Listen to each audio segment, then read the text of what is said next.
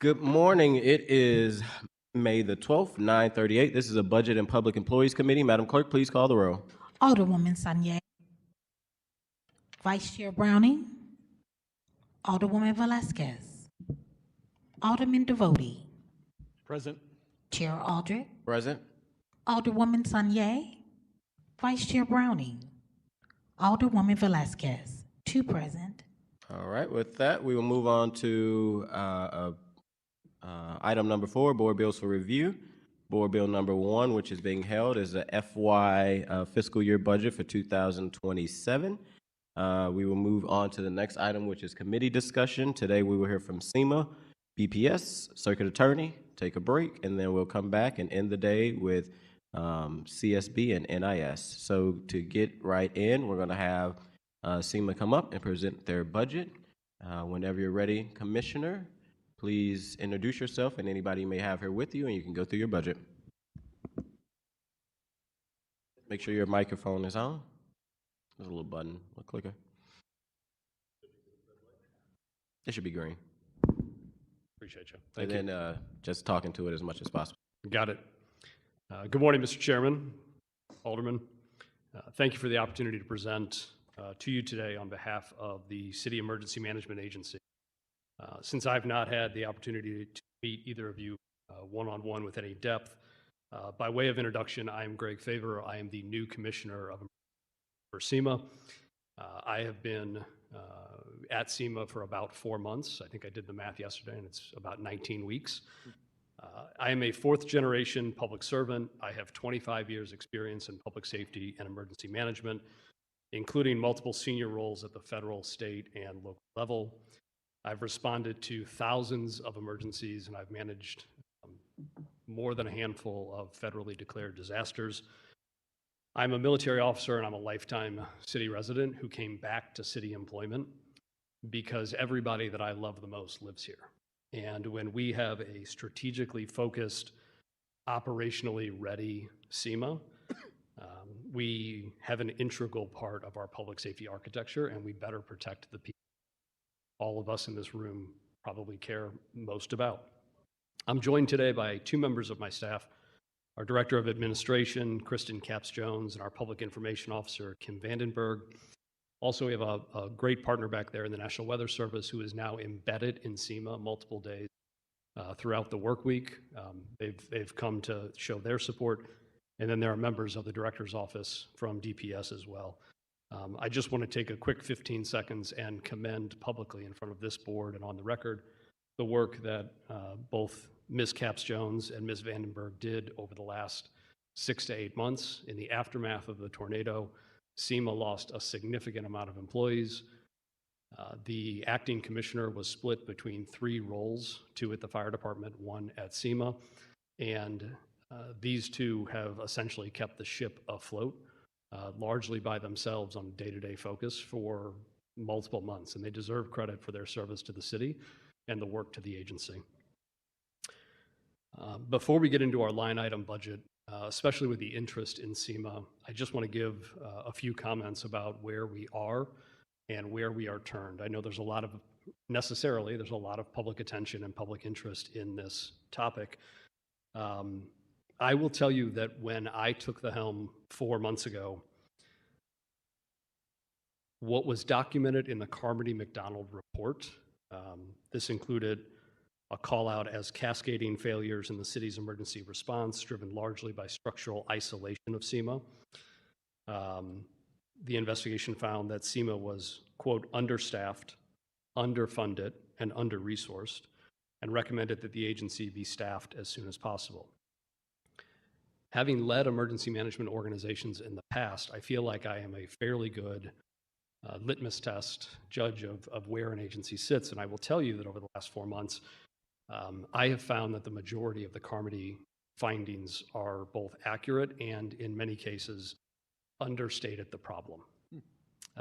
When I conducted a baseline evaluation against the 73 standards of the Emergency Management Accreditation Program, so this is the gold star benchmark for cities across the country to be accredited in emergency management.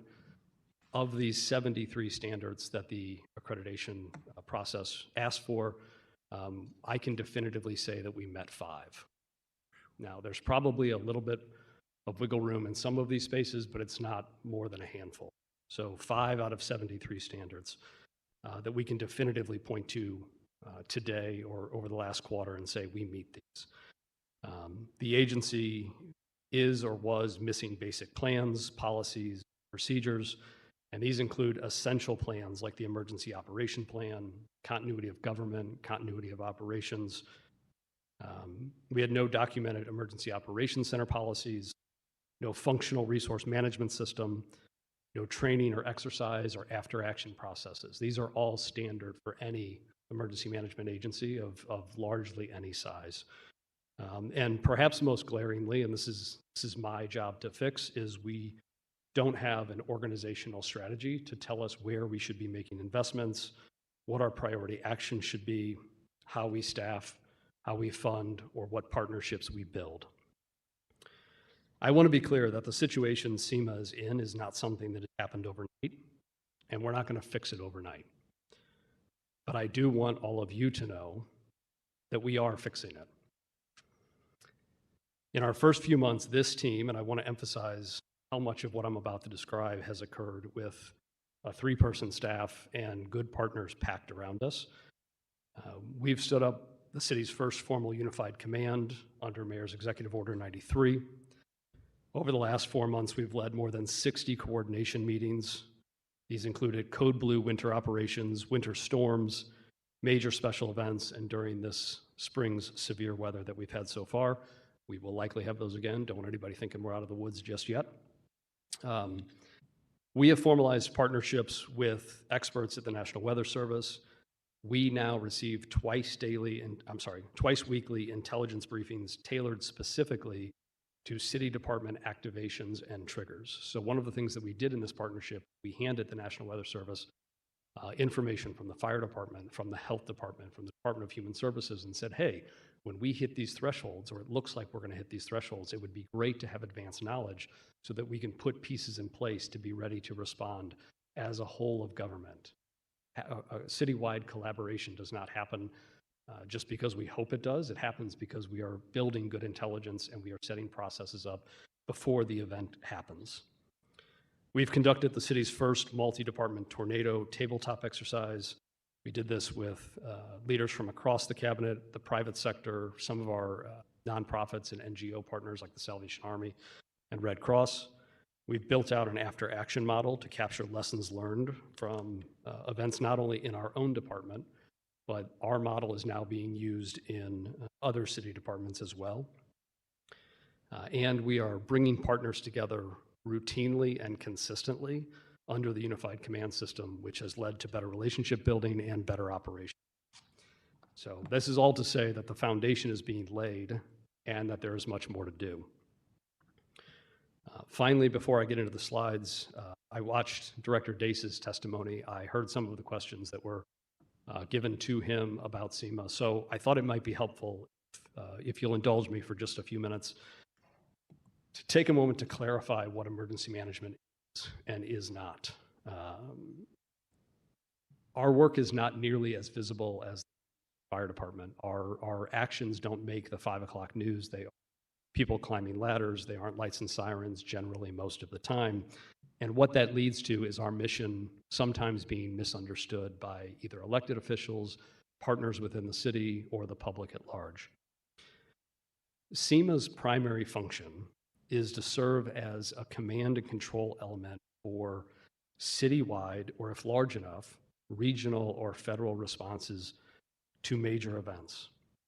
No one agency can handle an event like the tornado. If every single firefighter that was working on May 16th last year was there, all 780 whatever, we would still need to call in additional resources. So no agency will ever be big enough to stand on its own and manage major events. It is SEMA's job, it is emergency management's job to ensure that the plans, the resources, the partnerships, and the management frameworks that are most likely to be needed are best aligned before an emergency occurs, allowing for coordination and collaboration from the moment the bad thing happens until we have fully made it through the recovery process. Additionally, and I've heard this several times, both in City Hall, with the public, emergency management is not something that a city just turns on when something bad happens. You don't stand emergency management up and expect it to work only when there's a pandemic, or only when there's a flood, or only when there's a tornado. What we do, what emergency management does all over the country, is an applied science, which takes continual assessments across the nuances of any given day. What is the weather going to be like Thursday, and how do we prepare for that? And the trend lines of years. What has the threat picture about flooding looked like since 2015, and how are we building mitigation practices to address that? Our work depends on a host of interdisciplinary information. We use data modeling, health sciences, homeland security threat assessments, hydraulical data analysis, structural engineering, risk communication, and public trust, just to name a few. All of these are intermixed in our work, and all of these have to be curated day over day over day, so that when you have a May 16th, you are not starting from scratch. To be proficient at this work and ready when major emergencies happen, this agency requires a team of public safety professionals, and that's what emergency management professionals are. They are public safety professionals who, in the same way that a fire battalion chief or a dispatch supervisor for the police department has a specific set of knowledge, we need public safety professionals working every single day on prevention and mitigation, preparedness planning, building operational capacity, and recovery readiness. And so while we bring SEMA in line with national best practices, I need you to know that this will be a multi-year process.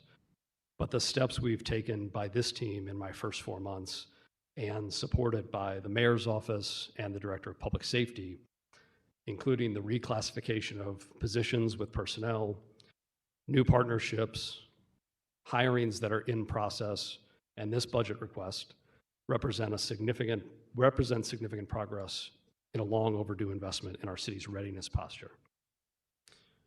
And with that, if we can turn to the slide deck. Thank you. So as somebody who has briefed quite a bit in the military, the last thing I'm going to do to you guys is read slides to you.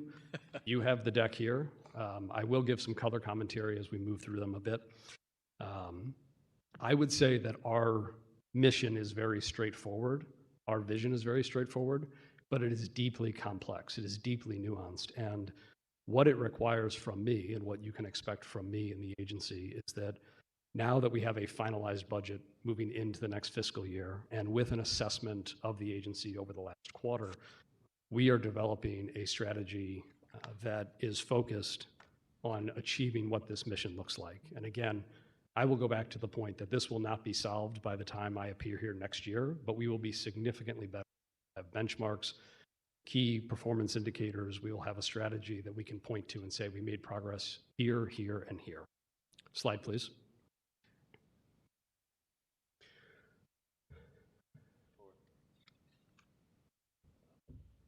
Thank you.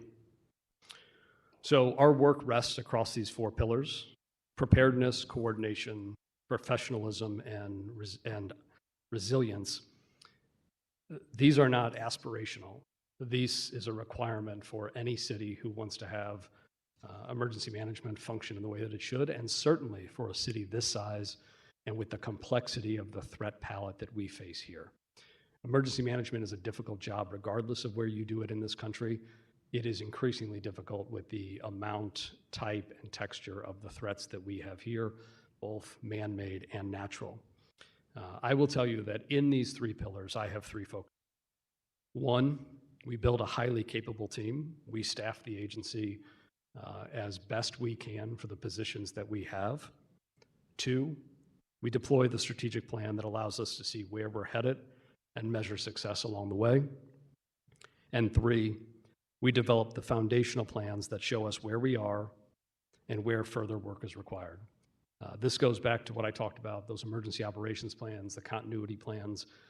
I would like you to envision those as like cornerstones in the church, right? This is the gray stone that everything else is built across.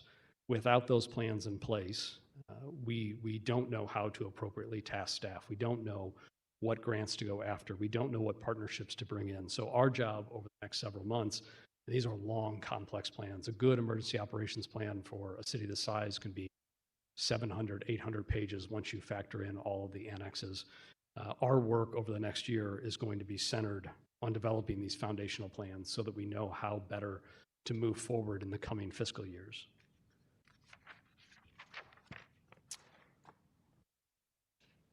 I will note that we are staffing our critical vacancies, including operationalizing the new EOC that is currently being built at Jefferson and Cass. You may have heard about, this is the PSAP.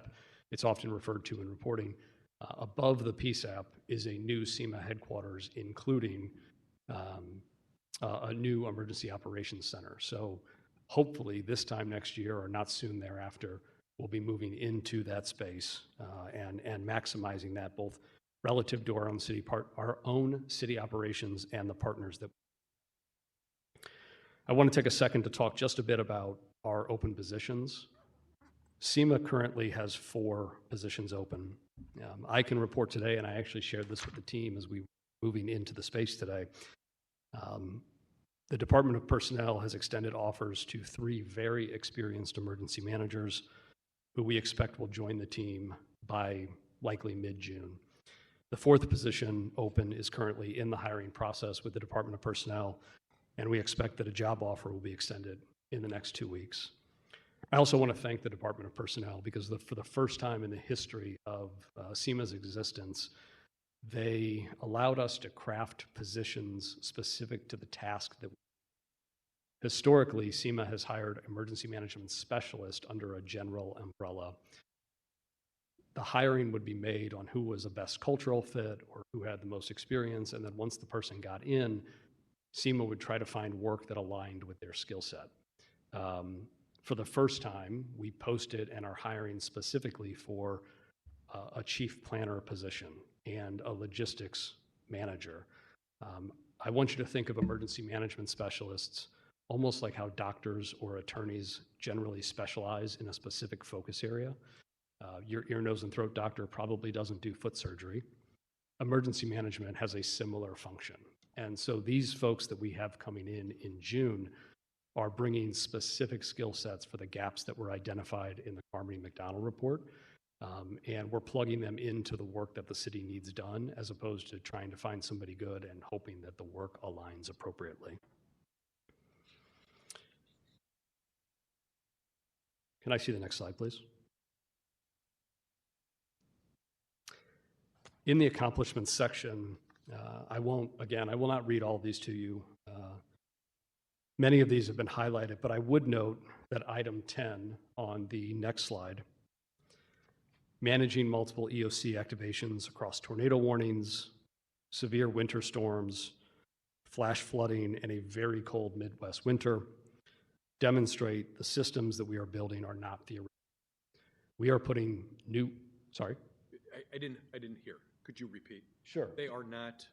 These are not theoretical systems. We are building a platform that we are operationalizing today. If suddenly the clouds got very dark in this meeting and our partner in the National Weather Service said, we have an issue, we know how to stand up our emergency operations platform. We know how to stand up our unified command across city departments. I want to be clear that I'm a big fan of just understanding the absolute totality of the battle space.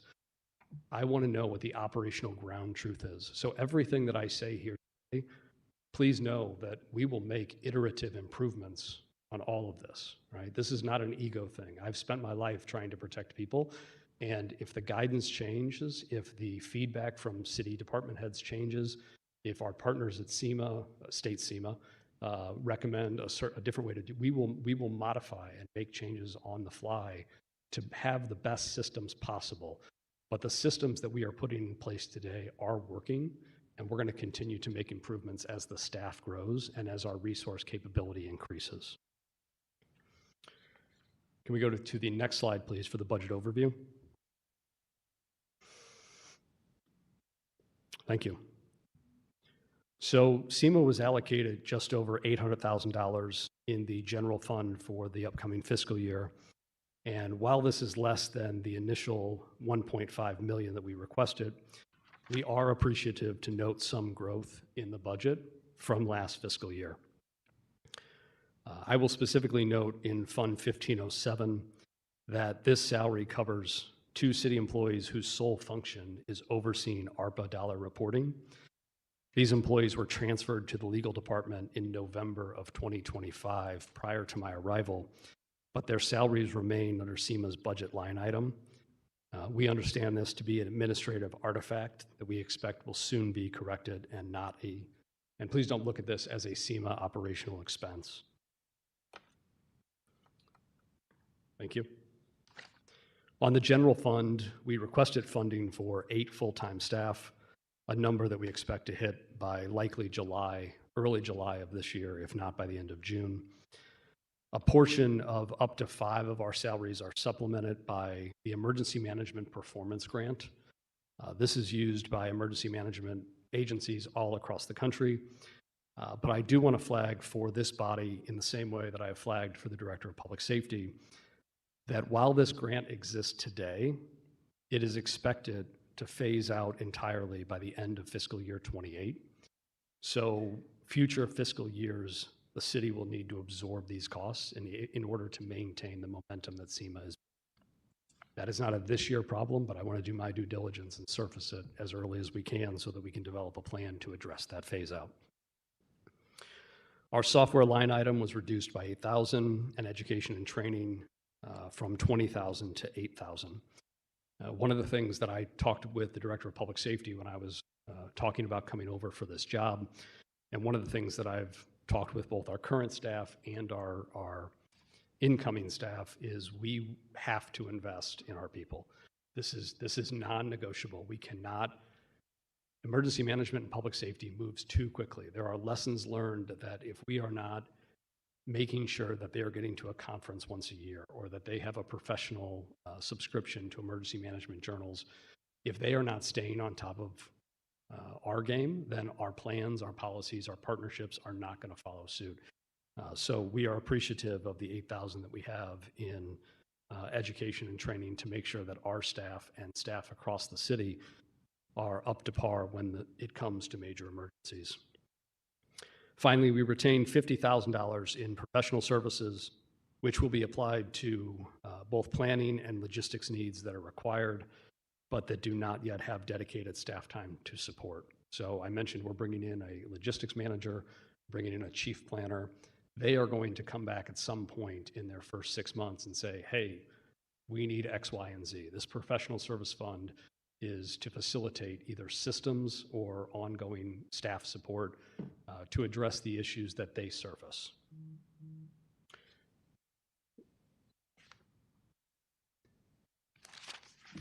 Thank you. Fund 1120 covers our Everbridge subscription from Notify STL. This is the city's public alerting and notification system. I'm sure all of you in this room have subscribed and have been woken up by our text messages at some point in the middle of the night. This is how we push out urgent alerts to residents during severe weather, how we notify them of water boil advisories and other emergencies. This line is fully funded at $100,000, and there are ongoing discussions about expanding that system alert capabilities to address evolving threats that we may see here in the city. I do want to pause just 1 second here because I have an update to this that was not included when we submitted this deck to the committee. Over the last 2 weeks, we've made significant improvements in the technological deployment of this essential system. We have moved to a largely autonomous alerting system that allows residents essential notification, warning information, without an employee needing to log in to a system, type out a message, and hit send. So if the National Weather Service, a year ago, if the National Weather Service said you were under a tornado warning, somebody at SEMA would have to receive that at 2, 3 in the morning, shuffle around, find a pair of socks, go out to their laptop, open the laptop, log into the system, type up the message, and hit send. All of that is now automated because when seconds count and those warnings from the National Weather Service are pushed out, they're now going out within about 120 seconds, and they're going out to more than 300,000 points of contact across the city. They go via text message, they go via landline, they can call your cell phone, but we have a very large engagement across our city population on that platform, and now we are able to bring them information faster. The second thing, and this is, I think this is really cool. I'm pretty proud of this. Not last week, the week before, the public safety messaging system allows for the ability now to receive the alert in more than 100 languages. So before, you would just get the alert in English. We know that approximately 10 to 12% of our city population speaks a language other than English in the home. And so this upgrade is bringing greater equity and access to our diverse community within the city. Slide, please.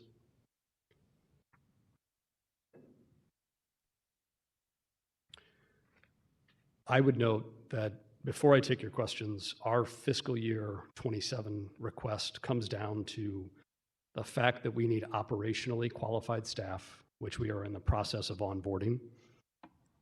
We need them to come in and baseline our operational capacity, because there are more people who sit on this committee than SEMA staff at this moment in time. We're going to correct that by this time next year. But the pace that we have maintained the last quarter, the pace that these two have maintained since the tornado last year, is deeply impressive, but not sustainable. Our new hires will be a major improvement in both capacity and redundancy.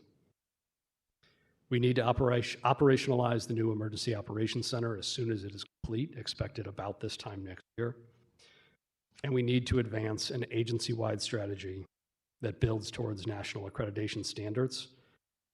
This will position us not only for greater institutional capacity and credibility, but will also position us to be more competitive for federal grant funding as it becomes available. This is truly an investment in the city. This is a SEMA budget request, but this is an insurance program for everything else that you're investing in the budget system. Mr. Chairman, I would mention to you and the committee that this is a marathon and a sprint, but I do want you to know that we are building a team of serious professionals who are here to do the disciplined, detailed work of what emergency management in a big city looks like. And we are building a capacity that the residents of this city deserve. The investments in this budget are not aspirational. They are the minimum required to ensure that every single day, our city stands ready to lessen the impact, respond effectively, and recover efficiently from the next major event. I appreciate the time for comments today, and I look forward to your questions. Thank you, Commissioner. Starting with Alderwoman Sanye. Good morning, Commissioner. Good morning, ma'am. Thank you for the presentation. I really enjoyed it. It was very insightful. I think we've all been very reminded of the importance of SEMA. Yes, ma'am. I just only have a few questions for you. I just see in your budget that you requested 8 emergency management specialists, and I know you mentioned that in your presentation, but it looked like the proposed budget only has 2.5. So I just wanted to see if you could give some context to that. I appreciate that. As this is my first budget cycle with the city, I also had some questions when I saw that in there as well. And I just, because I don't want to speak out of turn, that is representative of the EMPG funding. Is that correct? That's where the 4.5 comes. Yes. So because those salaries are picked up half by the federal EMPG grant, all of those positions are represented as 0.5 in the overall budget line item. Okay, because you have another source that's paying for it, so you only need half of the cost of the position in the budget, and the other half you don't need in because it's coming from outside funds. Yes, ma'am. Okay. And so just obviously I can kind of imagine what this position would do in an emergency response, but absent the emergency response, could you just talk about what the day-to-day work of that position would look like? Of SEMA as a whole? Of an emergency management specialist Yes. Specifically. Absolutely. So we have an emergency management specialist. They're going to be our chief planner, who's actually coming on board in the next 3 or 4 weeks. They are trained in not only what to do on a May 16th type of day, how to stand up the incident command system, how to work with state and federal partners, how to request resources that aren't in the city's purview. Not only do they come with all of that, they build and develop plans around how the city responds, and then work to make sure that other city agencies and our partners understand what that battle plan looks like. So let's use May 16th as an example. A good emergency operations plan, which this planner will write for us when they start in June, will write a section specifically for the Department of Streets. They will say, it is your job to do the following 3 items in our overall mission. They will then go work with streets to pressure test what that looks like and then make iterative improvements in that emergency operations plan to make sure that other city departments who don't normally get involved in disaster response, I'm talking like forestry and the parks department, they all have a role to play if we have a major earthquake. They all have a role to play if we have another tornado.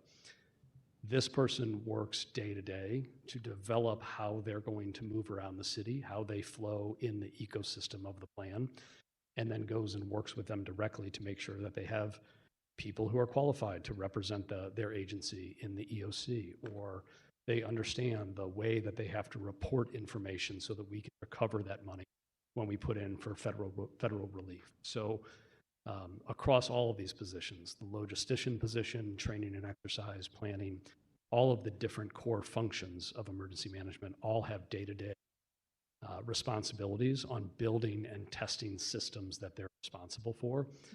In the same way that firefighters every day pull the truck out front and test the saws and test the ladders and open up gauges. They may not go to a fire that day, but they're making sure that they are holding a position of resilience and readiness.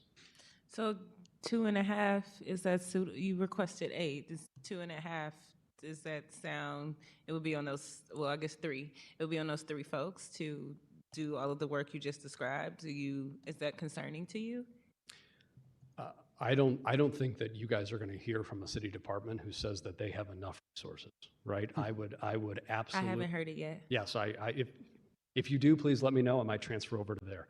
I will tell you that there is absolutely room for SEMA to grow. I've had extensive conversations with the Director of Public Safety about what a SEMA for a city of St. Louis looks like, right-sized. I'm also mindful as a city resident, as somebody who's been in government a long time, that there are opportunities and challenges in this current budget cycle. We will make investments with whatever the city gives us at this point.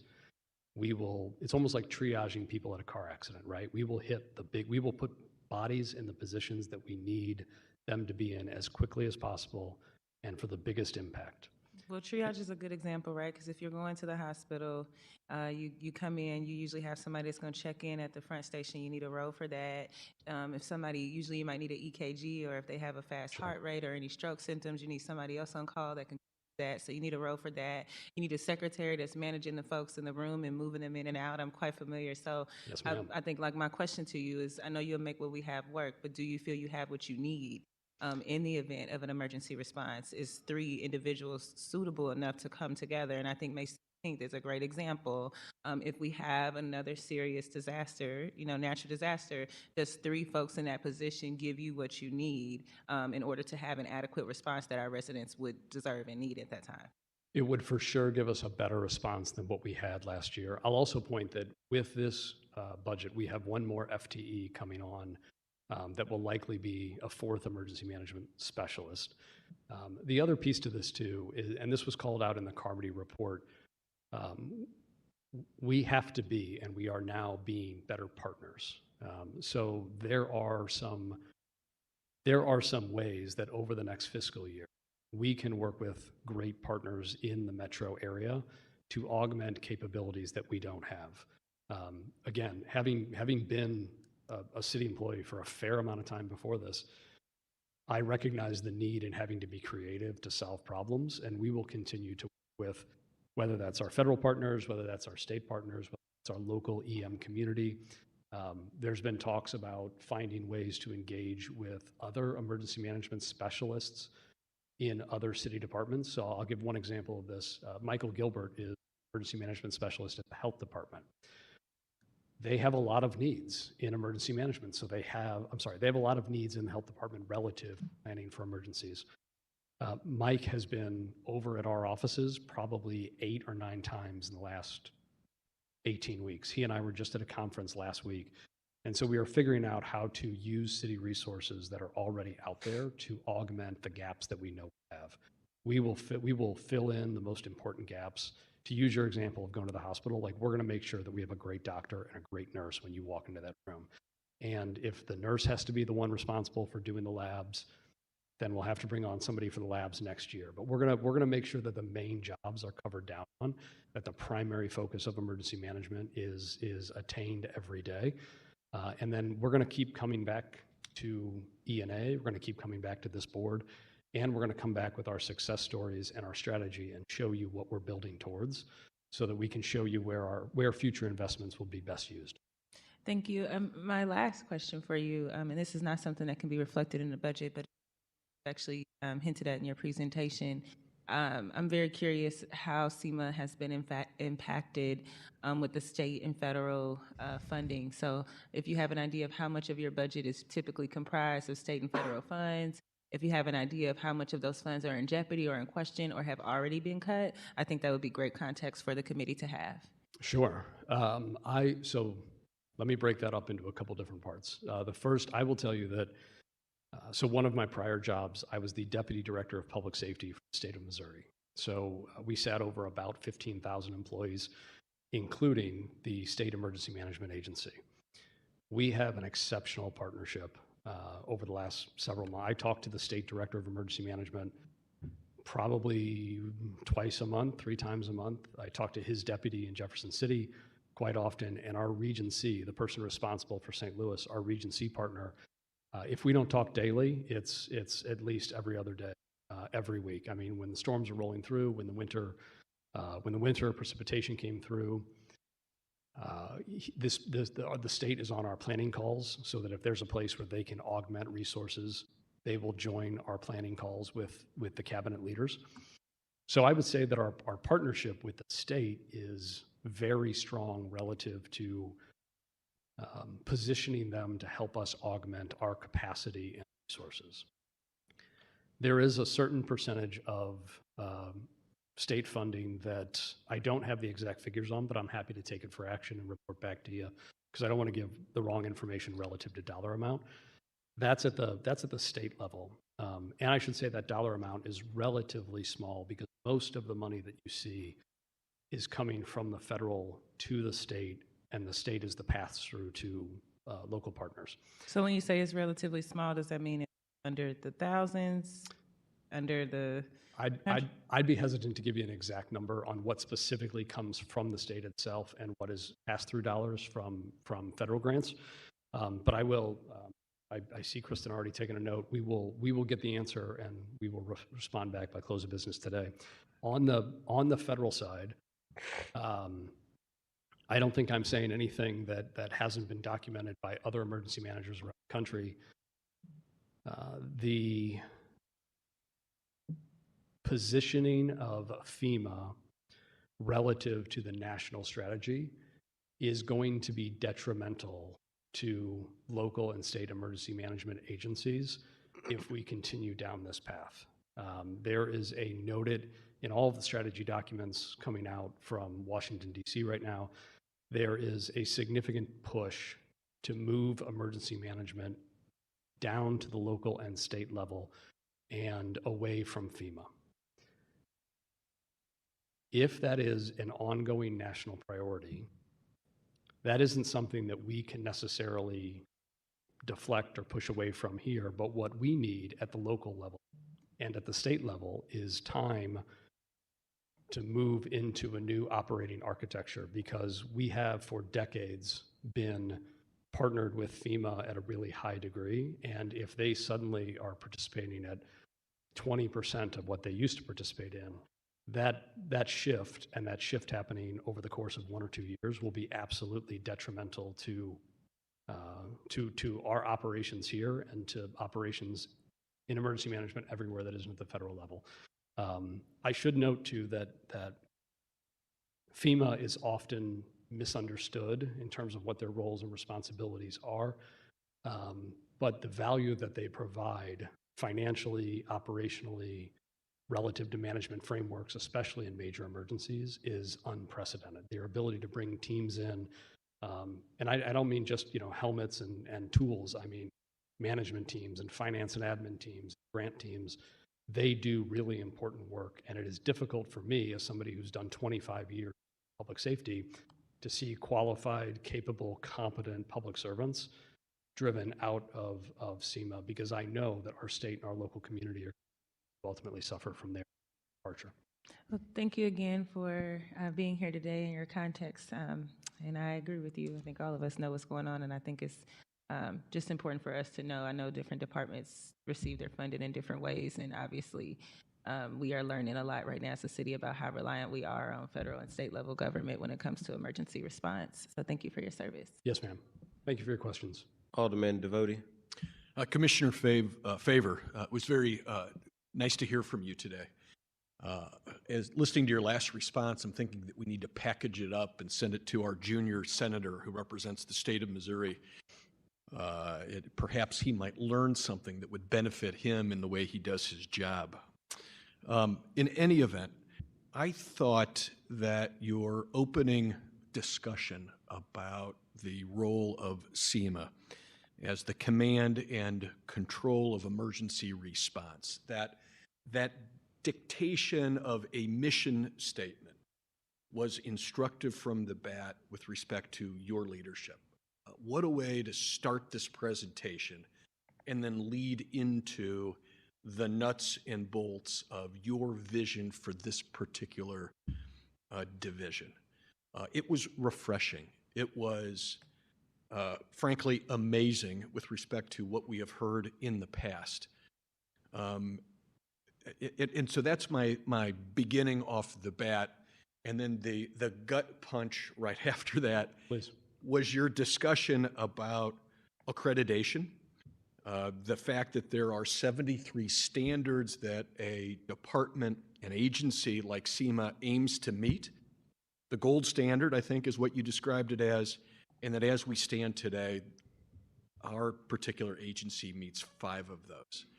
And that's one of those things sitting in this chair, and I think anybody who might, it takes your breath away with respect to where this agency stands today. Now, having said that, I also then, moving on, was impressed with the systematic work that you and your staff have done over the last 18 weeks or I think 6 months for some of you, to try to put us in the right shape. You mentioned again the ideas of an organizational strategy, and you spoke to us about that strategy. And I think also in the discussion, what I found extremely instructive to educate me about the role of your agency is not that you are the doers, but you are the agency that empowers other folks to do what needs to be done when we have an emergency response. Frankly, I don't think I understood that before today. Certainly when I heard this presentation last year, that wasn't what was conveyed to me. And I think that, again, extremely enlightening on what this agency can be going forward. And I would like to thank you for the vision, the work that you've done to date, and I can't wait to see where we are a year from now. With respect to the budget, something if you could clarify for me, and this is maybe, I thought I understood, and then listening to the Alderwoman's questions, maybe I didn't. But when we talk about emergency management specialist, and in our budget, proposed positions of 2.5, I thought I understand your original response to essentially we wanted 5 specialists, 5 managers. But with respect to the budget, the city is funding 2.5 of them. In other words, we have more than 2.5 positions. We actually have, or we want to have 5 for this fiscal year. It's just from a budgetary financial perspective, the city is funding 2.5. Did I understand? If not, correct me. Sure. So they are funding 2.5, they are funding 50% of those 5 salaries. Yes. So each one of those is represented as 0.5 in the dollar amount that the city is actually paying, and the offset of that, the other 2.5, is coming from other granting sources that's not included in the city monies. Okay, so I did understand. With respect to the positions, you have talked in terms of emergency management specialist, and then you talked about a chief planner. The idea being is that you are identifying positions that your agency must have and looking for specific people to fill those positions. Yes, sir. Which you said was a 180-degree turn from the past, where you look where someone who had some talent was hired, and then it was, well, what hole can we put this peg in? For my edification, can you describe for me, and if you did, I apologize, Sure. But what is the difference between a manager, a emergency management specialist, and a chief planner in your agency? So I'm going to go back to my doctor analogy, right? If you go into Barnes today and you line up 8 doctors or 5 doctors, the chances of all of them being specialists in that area, in the same area, is probably highly unlikely. They all have a base understanding of medicine. They can all probably do CPR. They can all fill in some gaps if they rolled up on an accident on 44, right? Like, I don't necessarily want the foot surgeon to be the first one who rolls up on my car accident, but if I'm dying, I will absolutely take the help the foot to give. The same is largely true in high-functioning emergency management agencies, where people come in with a broad understanding of what emergency management is as a system, and then usually bring a hyper-special focus. So our chief planner has been a planner for 10 years at an agency that covers about the size of the city of St. Louis. They have specific knowledge in this area of operation, which we have identified a gap.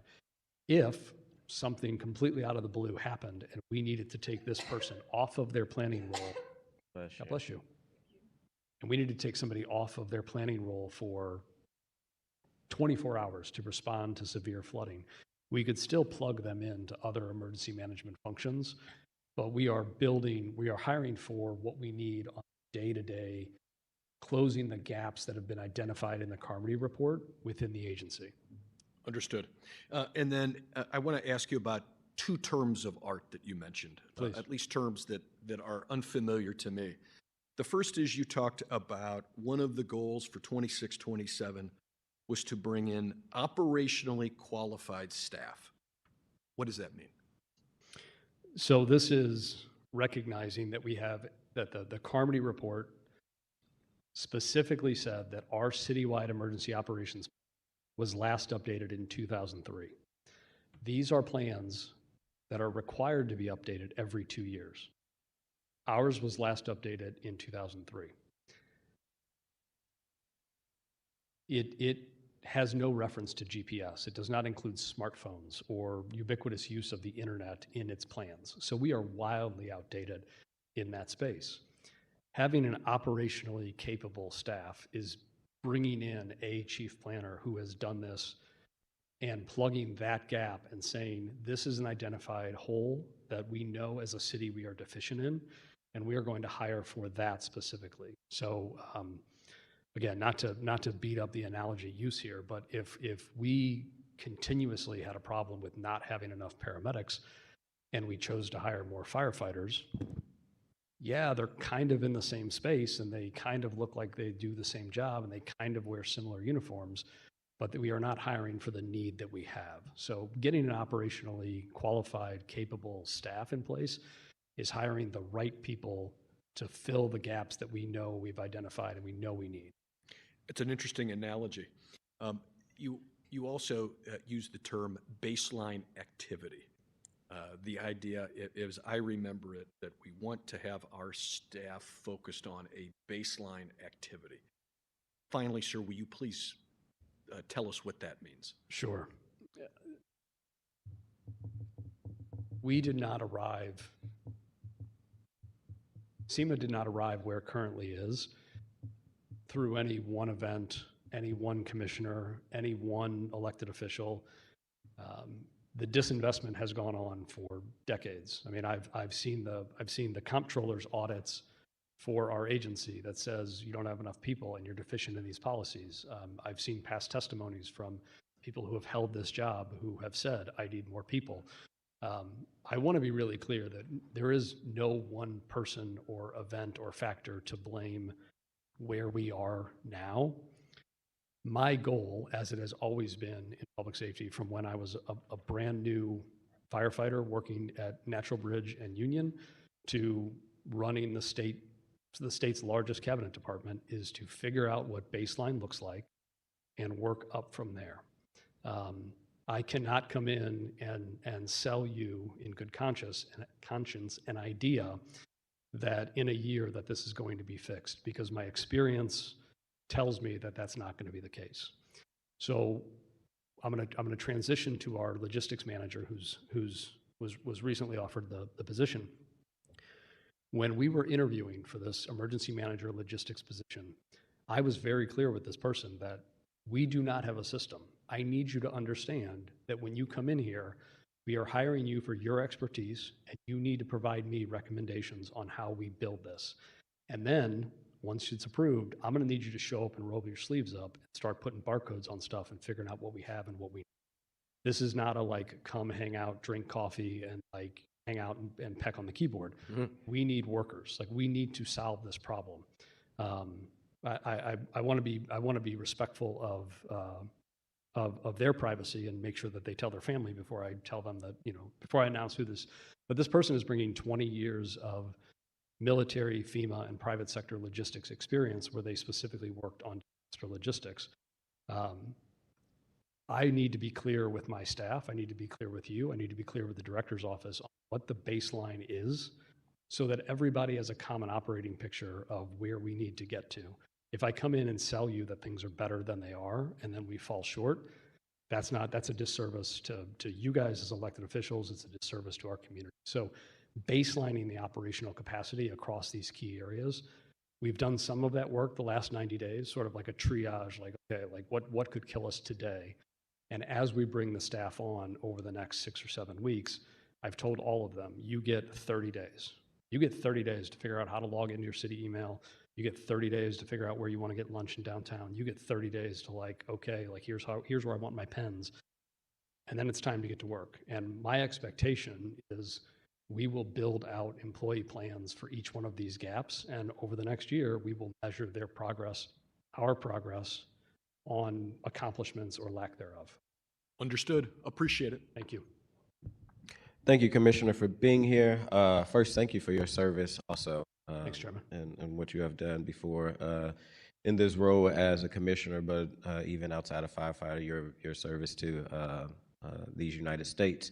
I really, like the Alderman from the 5th, I want to applaud you. I think the way you opened up was very methodical and very, as you know, as we approach the 1-year tornado, there's been a lot of eyes and questions and concerns around the SEMA department, especially a year ago. And I know you only been here 4 months, but it really seems like you are, as we keep talking doctor terms, you're getting really surgical. And maybe that's your military background of, how to work with this department to move it forward. And I do want to commend the staff. This is a group that is small but mighty.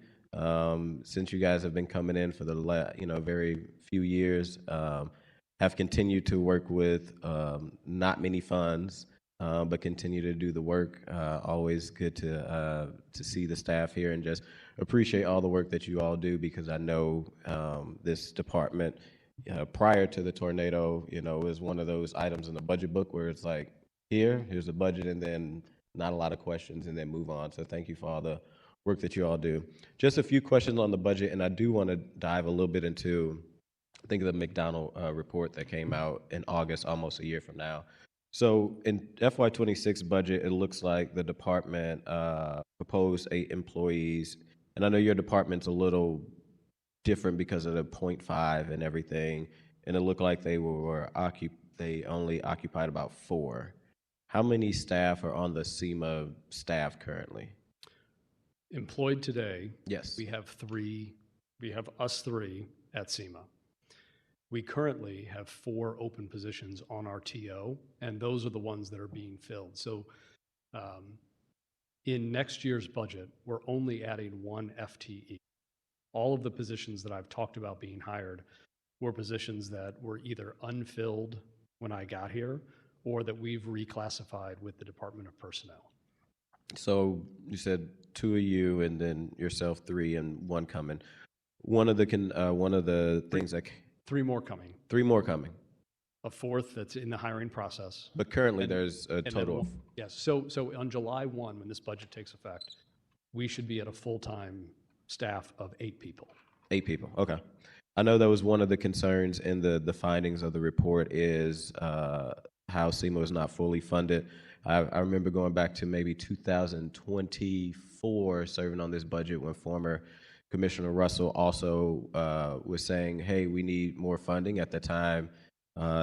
Now Mayor Spencer, but then was budget chair, was here when that happened, when Commissioner Russell was saying, hey, we need to fund SEMA, and was different leadership in the mayor's position, but she was only a budget chair.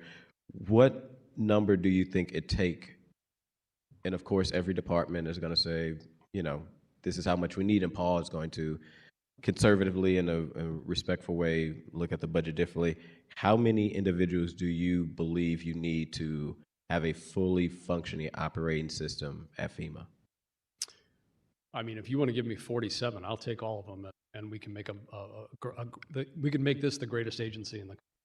More realistically, I think that our minimum number, what I would like to see SEMA at July 1 of next year, would be a minimum of 11 staff.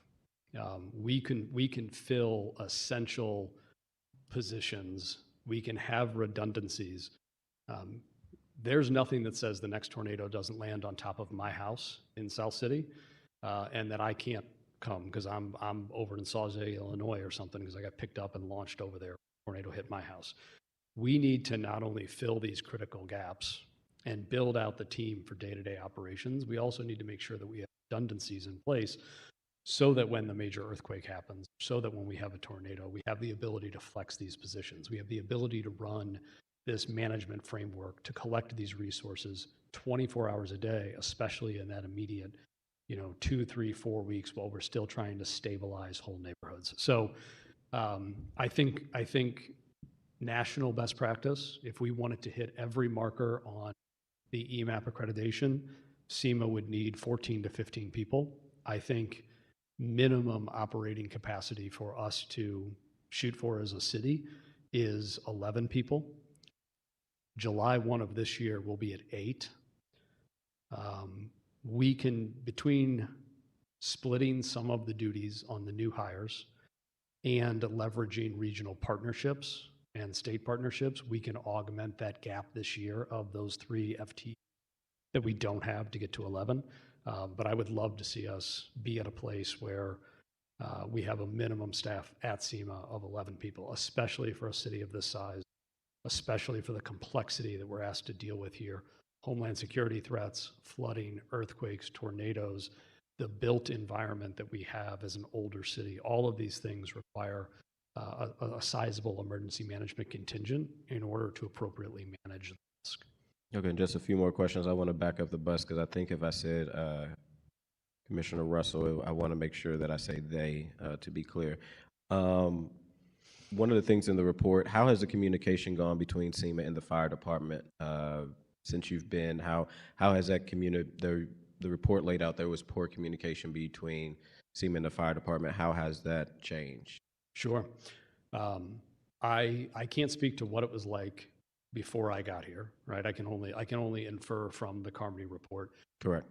I will As somebody who came from the fire department, as somebody who was on Chief Jenkerson's command staff and worked with him on a day-to-day basis, I've had nothing but positive interactions with the fire department, not only with the chief, but his deputy chiefs, and then his command staff officers. All of us have known each other for 10, 15 plus years, so it is very native communication. There's a lot of like, hey, remember we need to do X. Even the St. Patrick's Day event, the Mardi Gras planning this year, like all of that has been much more integrated than it was even when I was at the fire department 10 years ago with SEMA. We would occasionally request like, hey, what's SEMA's plan for X? And it didn't always flow as smoothly. The other part that I would call out too is that in my role at the fire department, I was the chief planner and the command staff officer for most of the special events that happened in the city. So the big runs, again, Mardi Gras, Fair St. Louis, all of those things. And in that role, I worked very closely with the police department and their operational planning as well. And as you probably know, SEMA is still co-located with the police department. We're still in police headquarters until we move into our new space. And I am not looking to wade into the police department city issues. I will tell you that the police department has been a good partner to us so far in our operational work the last 3 months, 4 months. And I think you said you was a firefighter. Was it Natural Bridge and Union? I was, yep. So you know a little bit about the north side. Okay. Okay. I did almost my whole career north of Del Mar, but Okay.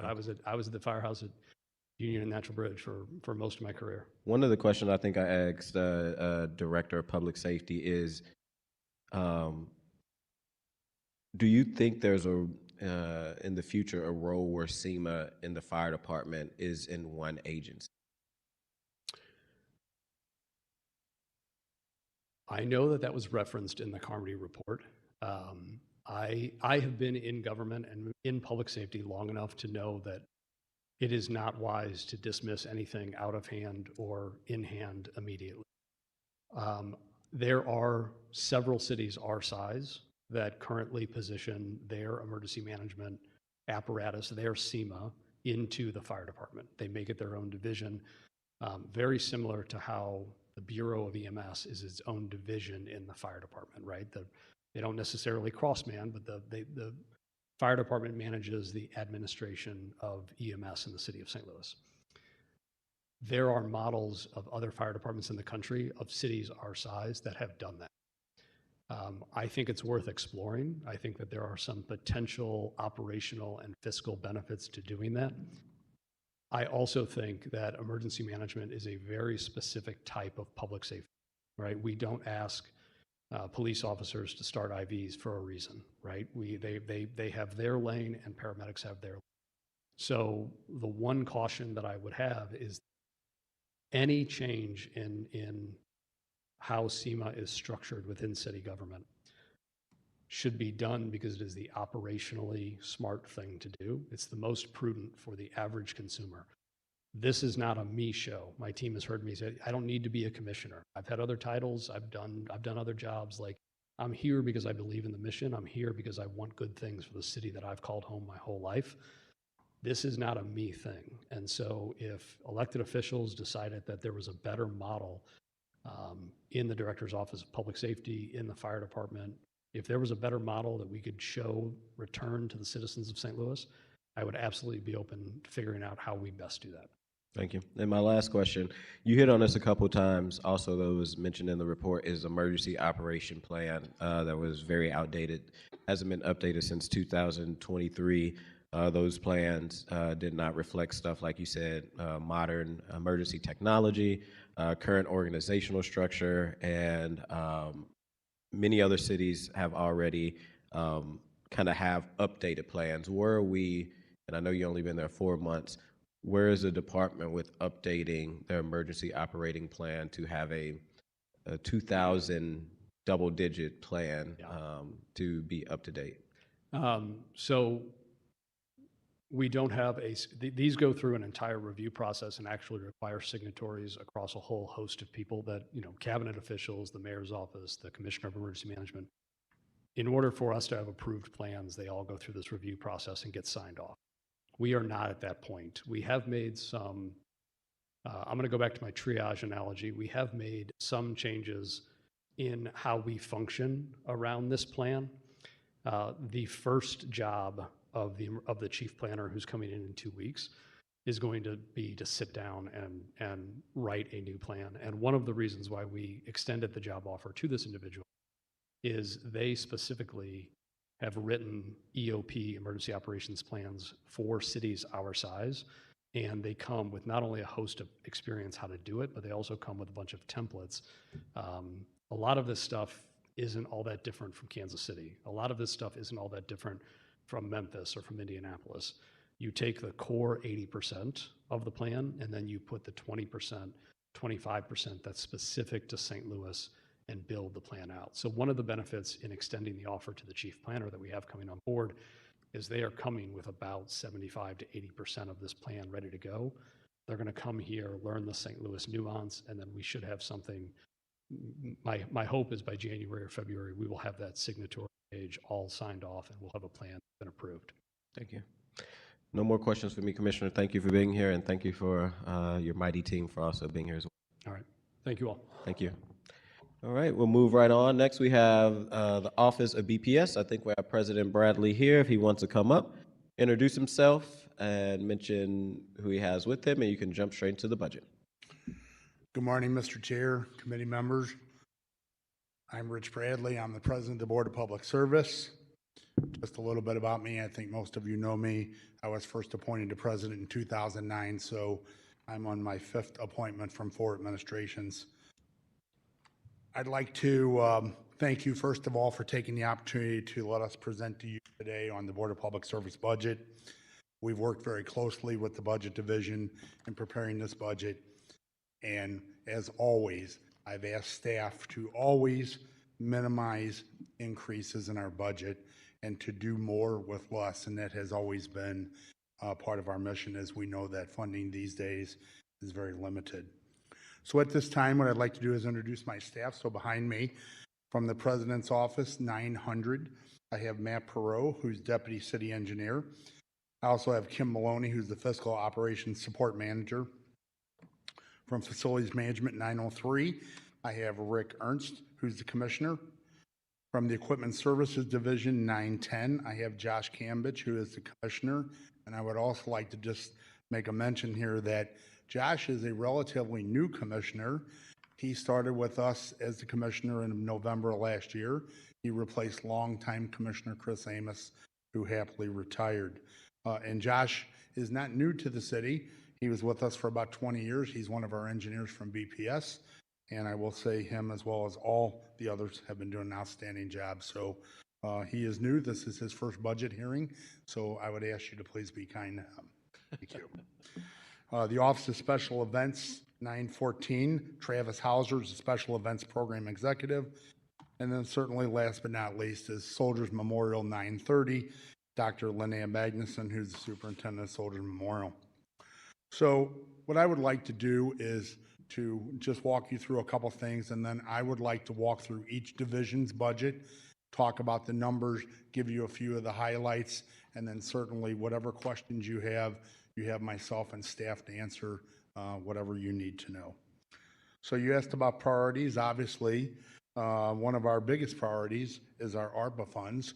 The Board of Public Service received $131+ million in ARPA funds. Today we have expended almost $111 million. We're 84.5% spent out, leaving a total of about $20.3 million left to spend. Now, somebody's going to say, are you going to be able to spend that by the end of the year? And I will tell you that in the last 2 weeks, we have spent $2.9 million in 2 weeks. And our average monthly construction expenditures in this season are about $5.9 million a month. So we are doing very well. As you can see out front with Tucker Boulevard and some of the major arterials across the city, we've been paving, and we will get that done by the end of the year. Just to highlight what we have left, we obviously have paving and that will take us towards the end of the year. We have some St. Louis Fire Department pumpers, which are due in June.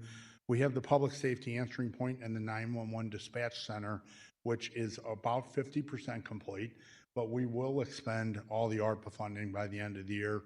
We expect that facility to be completed sometime in about second quarter of next year.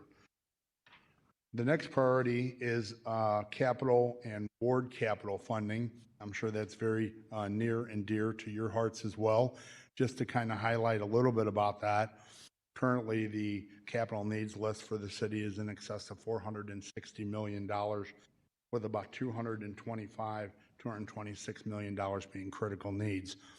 The Capital Committee, along with the Citizen Advisory Committee, passed along a recommendation to the Board of E&A to approve the capital budget, which now is in the Board of Aldermen's hands to approve.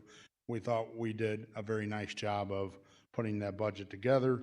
We have some great projects. We have split it across a number of the departments the best way we can. And I will also tell you that one of the things that we very much prioritize when we're doing capital budgets is recommendations of the Complete Streets Committee, recommendations of the Citizen Advisory Committee, and all the ordinances and laws that we need to follow there, as well as grant opportunities from East West Gateway, where they fund 80% of these projects through the federal funds and 20% is local match share. So we do our best to get as much bang for the buck on the projects that we can do.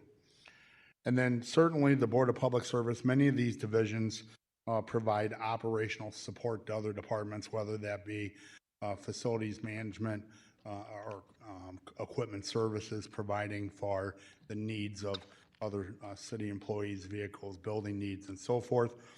And then lastly, the other two divisions are certainly customer service orientated, so does Memorial, as well as the Office of Special Events. So just in summary, so you get a rough idea, the overall Board of Public Service budget from fiscal year 26 was about $53.5 million. The budget proposed is $56.2 million, which represents about a 5% increase. And that is literally just mostly in the two larger divisions of facilities management and equipment services. So with that, if it's okay with you, Mr. Chairman, I would like to start with the President's office, and I'll go through each one, and we can stop for questions. Okay. 900, the President's office, which is the planning, design, construction, engineering, and contracts for city's major capital improvements projects, as well as support of many other divisions. The budget from fiscal year 26 was about $4.9 million. This year it's proposed at $5.1 million, a couple $100,000 increase. And as I look through the line items, everything generally remained flat in that budget except for personnel items, which has to do with raises and so forth. The staffing for fiscal year 26 was 46. This year it is proposed at 44. There was one administrative assistant that was deleted by the budget division, as well as the executive director of Criminal Justice Coordinating Council was eliminated, as that was an ARPA funded position that ran its course and is no longer funded. And so with that, I will stop for 900 and ask you if you have any questions. Alderman Devotie? I do not. I don't have any questions on the your President's office, Mr. President. Okay, thank you. We'll move ahead to 903.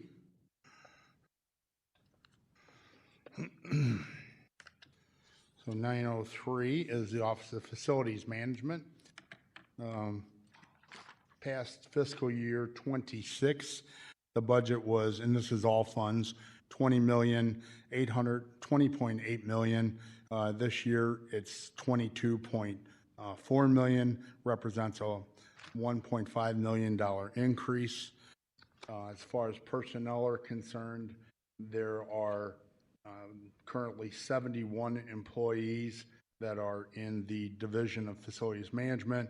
The next fiscal year reduces it down to 63. Just to talk about this a little bit, there is an internal service fund in this division, which is for the police department. It carries its own budget for their facilities management group. So the police department fund was reduced by 8 custodians by the budget division. And then as I go through the numbers just a little bit, there are a couple of changes that I would like to highlight here that increased.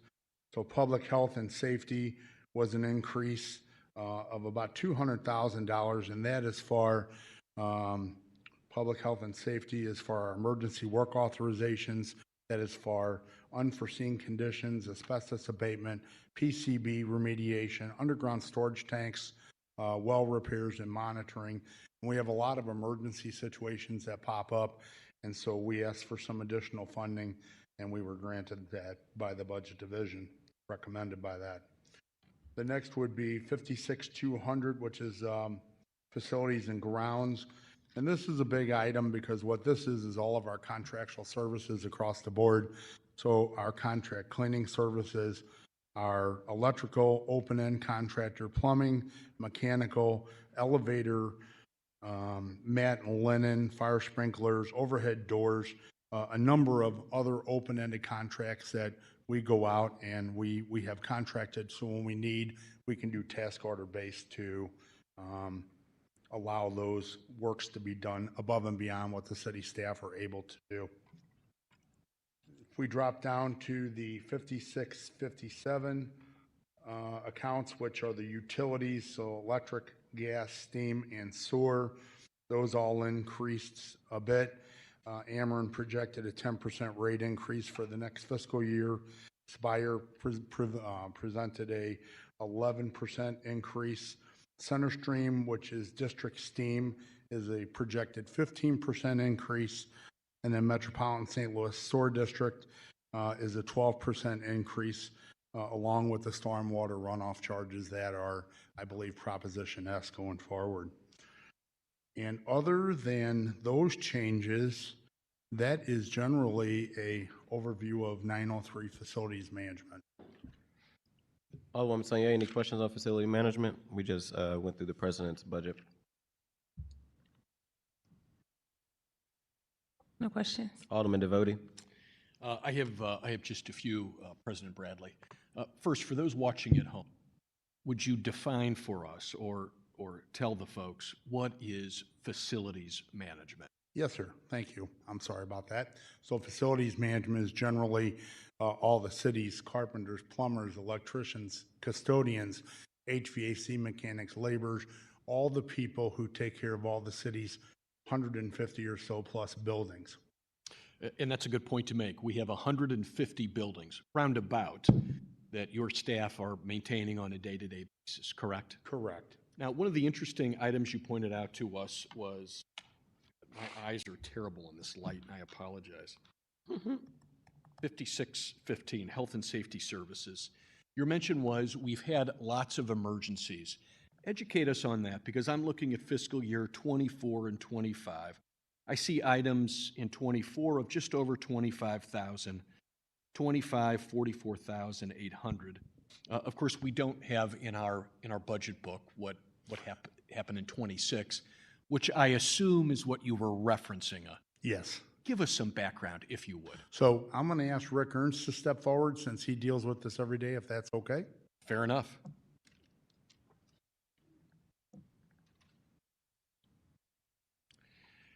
And Commissioner, it's good to see you again. I am missing your wife as my assistant every single day. I hope she's doing well and enjoying her retirement.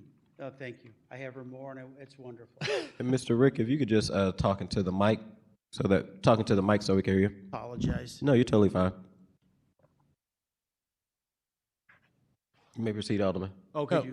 So my question had to do, and we're looking in our budget books at the actual expenditures for 24 and 25 with respect to health and safety services. Those are in the ballpark of 25,000 one, 44,000 and change the second. Of course, we don't have data in our books with respect to 26. The president mentioned that your office has dealt with, quote, lots of emergencies. educate us, will you please? What has led to the ask of a $250,000 line item? Well, for- the emergencies have always been there. It's just what we've had to do because we've had less appropriation in 5615. We've had to rely on 5620. So that, and we try not to use those interchangeably, but because of the level of the appropriations, that's what we've had to do. Educating you on the approach to that particular line item, again, it falls generally under the categories of public health and safety, asbestos abatement, contamination caused by transformers that leak their cooling oil into the soils. We do, well monitoring for various soils contamination around various city buildings. When we do renovation work in City Hall, for example, or other city buildings, and then we run into asbestos-containing materials, those have to be abated or remediated and then cleared properly. So a lot of those types of work come out of 5615.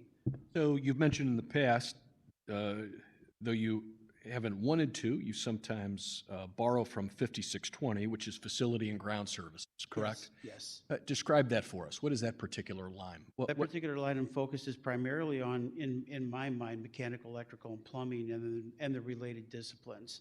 So I always have, when it comes to these particular, that particular line, we have priorities, and the priorities are heating and cooling, electrical, plumbing, which we used to say a long time ago, heat, power, and sanitation are the critical elements to run a building. And then there's a lot of disciplines off of that. Fire sprinkler, there's mandatory elevator, state safety inspections, and routine maintenance to our elevators and our ADA lifts. And then it falls down into our emergency generators, all the emergency generators that we take care of for the fire department or through other city buildings. Now, as I'm looking at our booklet, Yeah. so it sounds to me that from an accounting or bookkeeping perspective, you're trying to more accurately allocate where those particular services are coming from. Is that Yes. right? Yes. Uh, Yeah, but we when I try look to, at- we try to pinpoint that, and what I mean by pinpoint is I try to do that with as much accuracy as possible. Instead of overinflating, I try to be very accurate because we always get a limited appropriation. And so this is what I'm not quite getting, Okay, because I'm looking at 5620, and it looks like the proposed budget for this year is 2.3 million, which is up from, again, and I'm looking at 25 expenditures, 2 million. So if in the past, historically, you've traditionally pulled from that particular line item, we're moving the services you described where they more properly belong under health and safety. correct. Why is 5620 also going up to the tune of, well, what does it look like? About $300,000. If anything, shouldn't that even out or decrease? Oh, you mean Straighten me decrease? out. Does the other one increase? Yeah. Well, again, if you're more accurately allocating under which line those services go, Right. and we're pumping up one budget, why does the line where we're, in my mind, taking from, why is that also going up $300,000? No. Why the raise on both sides? Simply because the lack of appropriation overall for both lines. And, what we have to do, we have a number of overhead door issues, heating and cooling issues. 95% of our HVAC portfolio is well beyond their service life, for example. And so we have to pick and choose. We have to make the money, last where it needs, we need to apply it where it needs to be applied. Okay. And then we don't necessarily get to everything. So we try to do with what we have. And then we also try to keep things as serviceable as possible until such time where we get capital allotments or other things where we can take care of our portfolio. Thank you, Commissioner. Okay. Alderwoman Sanye. Thank you. I just, no serious questions about your budget, because honestly, it's pretty consistent. It's pretty similar to last year's budget, not a lot of significant changes or anything like that.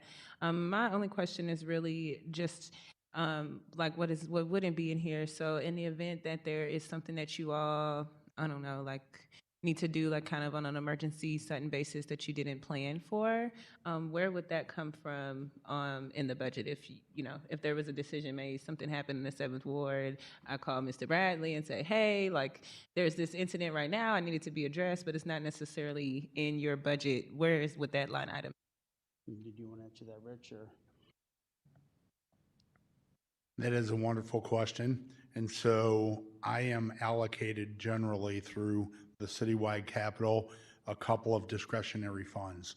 One of those is for buildings. One of those is for roads and bridges. And so it is a very limited fund, but when Rick doesn't have the funding to do it, he comes and talks to me. If it's absolutely necessary, then I allocate it from that fund. Okay, thank you. Yes, ma'am. Could you, good to see you, Rick. Also, I miss Miss Teresa, so please tell her we said hello from the I board. will. Uh, She'll be- What is the Equipment Service Police Unit? I don't, does that fall under, It does not. It does not fall Is- under my purview. Equipment Is service that- police. Oh, okay. I'm sorry.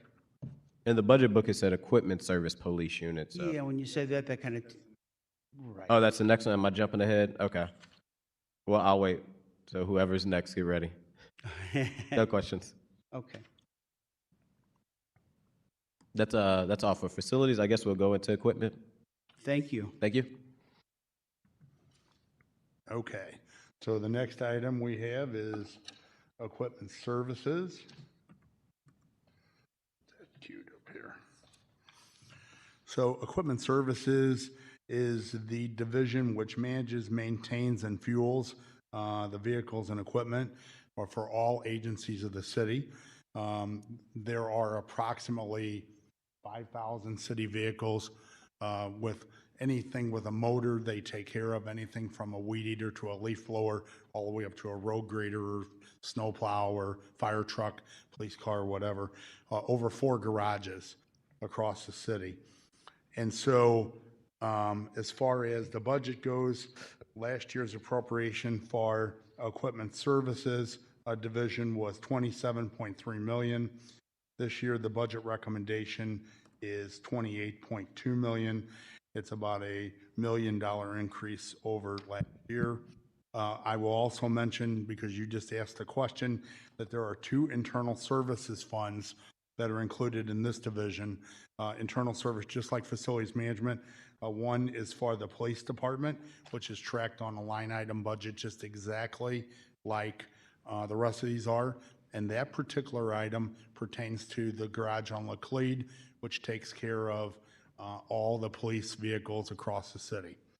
And then the other internal service fund that is included in this budget is for fuel. So all the fuel for all the vehicles across the city is included in the ESD's budget through this internal service fund. So just looking through the budget and giving you a couple highlights. Under 5625 fleet services, we received about a $250,000 increase on that item.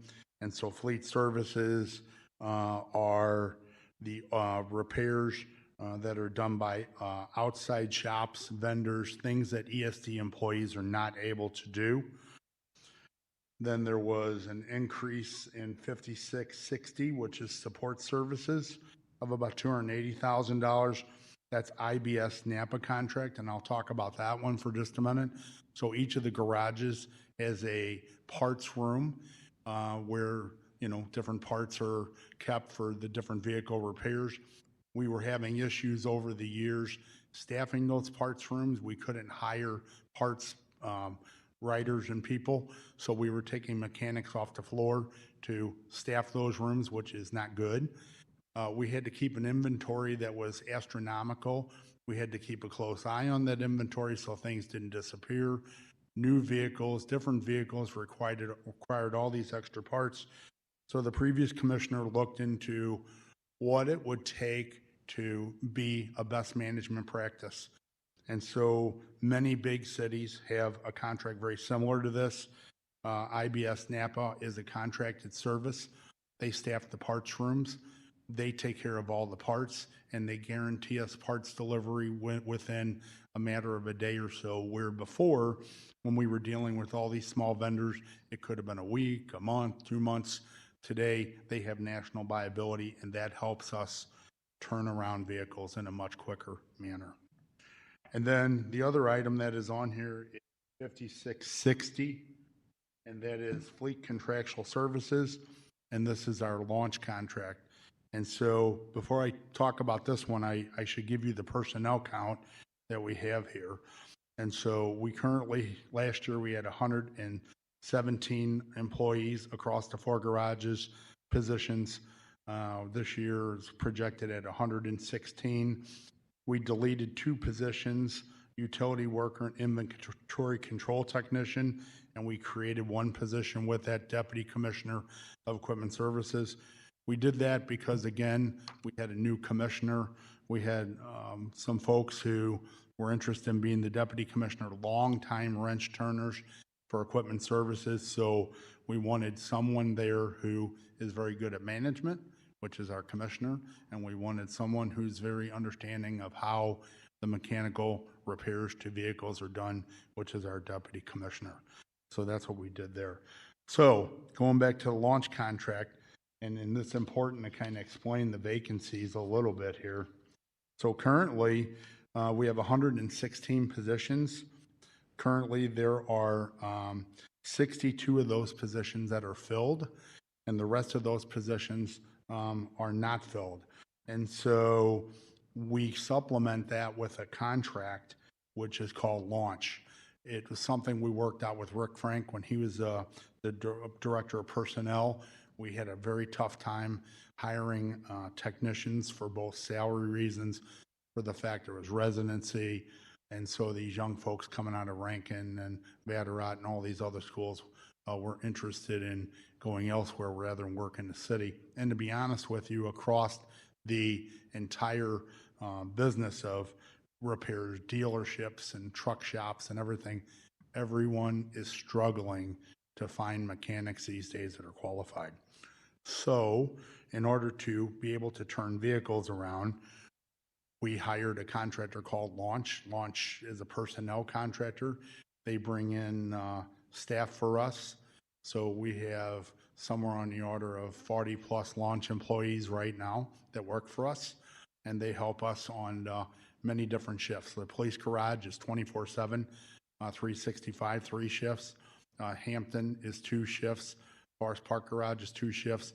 The central garage that fixes refuse and fire is 3 shifts. So we're always looking for technically qualified mechanics who can come in and help us keep the vehicles on the street.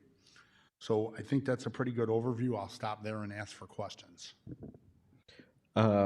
Before I go down, since this is the one I had a kind of question on, how is, so that makes sense, the equipment police or the equipment service police unit is to work on, is it only police cars or is it all vehicles throughout the city? So the police breakdown is just for what is charged to the police department for their vehicles, their equipment, anything that they have at the garage that's serviced.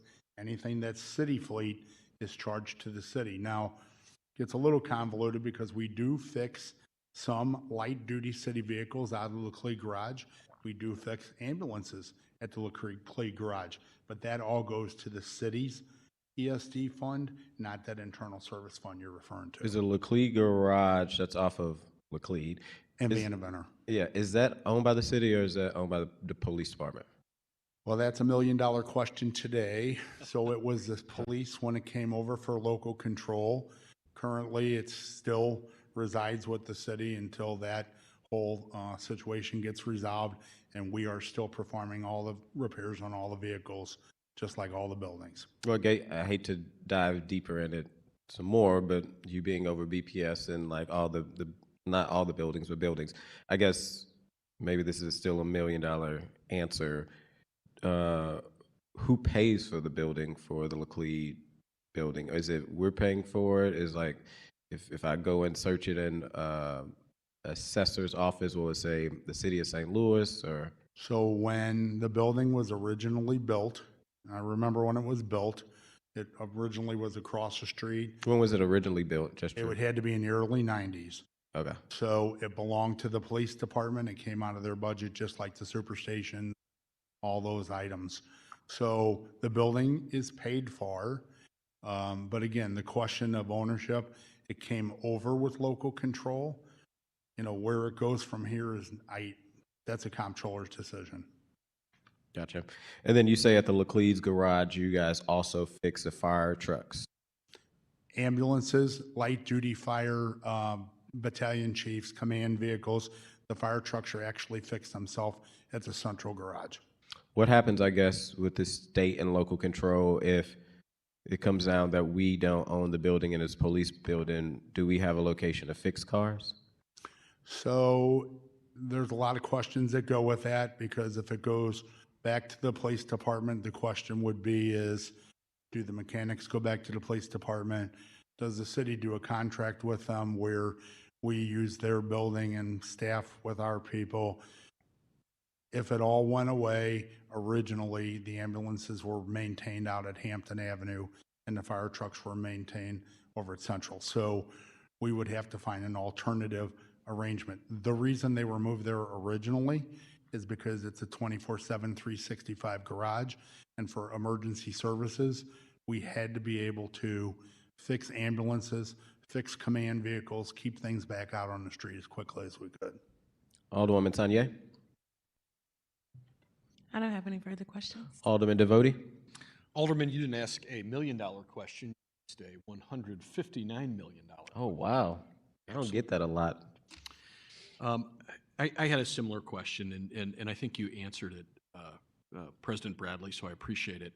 I do have a question with respect to ambulances, specifically the purchase of ambulances. Does that fall within this discussion, or am I jumping the gun a little bit? So the ambulances were purchased through citywide capital. Capital, yes. Typically, in previous years, when I first started in this position, there was something called a fire bond issue that was put out that paid for ambulances, fire trucks, and other command vehicles. But today, fire is all in your citywide capital or a bond, general obligation bond. And we heard from the chief, I've lost track of time, maybe this last week? Wow, what is today, Tuesday? Last week. With respect to the purchase of ambulances, and my understanding is we have a number on the way here, is that right? Yes, we have purchased a number of ambulances. I could pull the numbers out for you. I believe we've spent since '22 somewhere on the order of about $3.5 million, if my numbers serve me correctly. Fair enough. Thank you, sir. Okay. Right, I think next is the office special event. Okay. Yeah, I could be wrong. It's totally up to you, the president. The Office of Special Events, 914, provides assurance of special events. They assist people when they're planning special events. There's a narrative in the book, but generally what happens is when you have an event that includes many departments in the city, fire, police, health, food, excise, so forth, it is very difficult for event of organizer to understand their way through the maze of bureaucracy to get all the permits they need. So the Office of Special Events was created a number of years ago to help guide and organize these people, event organizers, and get them to where they need to go, and to also make sure that all the proper approvals were granted so that the Board of Public Service could issue a special events permit. So this budget is relatively simple. This budget last year was about $204,000. This year it is $211,000. Last year there were 2 people in the Office of Special Events. This year we're requesting the same 2 people. There is no change in the actual budget whatsoever. All the items are flat, other than personnel items above the line of about $6,930. So I'll stop there for questions. Alderwoman Tanya? No further questions. Alderman Devoti? No questions. This is, I think the whole Department of BPSs do great work, and President, anytime reaching out to you, you're very fast to respond. I do want to thank Travis in the Office of Special Events. It's always super helpful being a new person coming in. It can get a little wonky a little bit on when events are happening of like reach out to parks and then reach out to special events and you reach out to this and forestry and all that, but it has been super helpful. I guess my question is, I see there's Second. Alderwoman, you're out of order. You're out of order. I'm just kidding. She also want to say thank you, Travis. I seen her pulling the mic. I was like, as soon as I said it, she want to say thank you and give you your flowers too. 2 people, is that enough? I mean, I think of special events as like excise. It's important, you know, liquor license and stuff like that. Special events, they happen a lot. Is 2 enough for you, Travis? I think so. Can you introduce yourselves Yes, to the I'm public? Travis Hauser. I'm the special events programming, and I run the Office of Special Events. So I do think that 2 people is sufficient.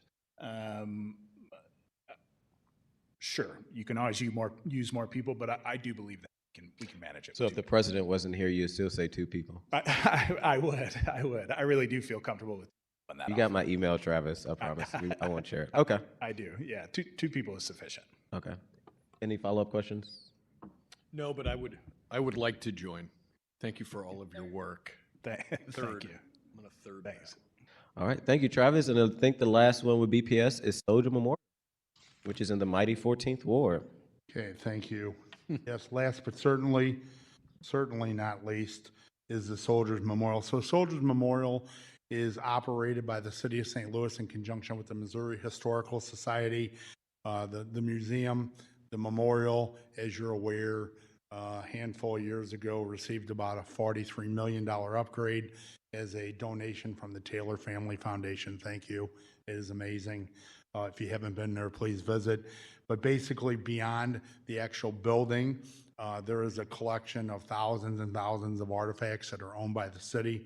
They are donated, and there is actually a donation committee that meets and accepts these items and so forth. They're all cataloged. They're kept in a repository at 1520 Market, and it is a very professional museum-type artifacts that we keep.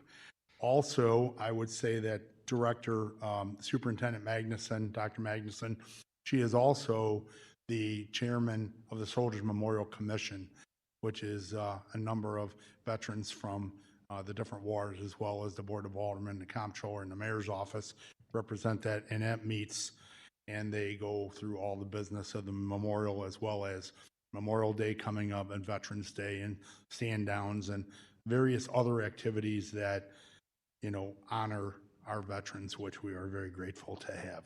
So to talk about this office, last year the budget was $160,000. This year it's proposed at $162,000. It's an office of 2 individuals, which is the superintendent, excuse me, and a security guard. And so again, just as in the past, this is a flat budget. There are no changes in the budget whatsoever. It's all above the line in salaries. So with that, I will stop for questions. Alderwoman Tanya, No questions. Alderman Devoti.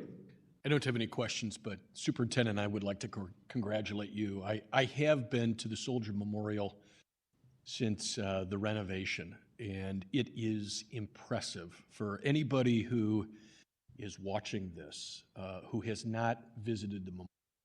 It is worth the visit. It is worth the experience.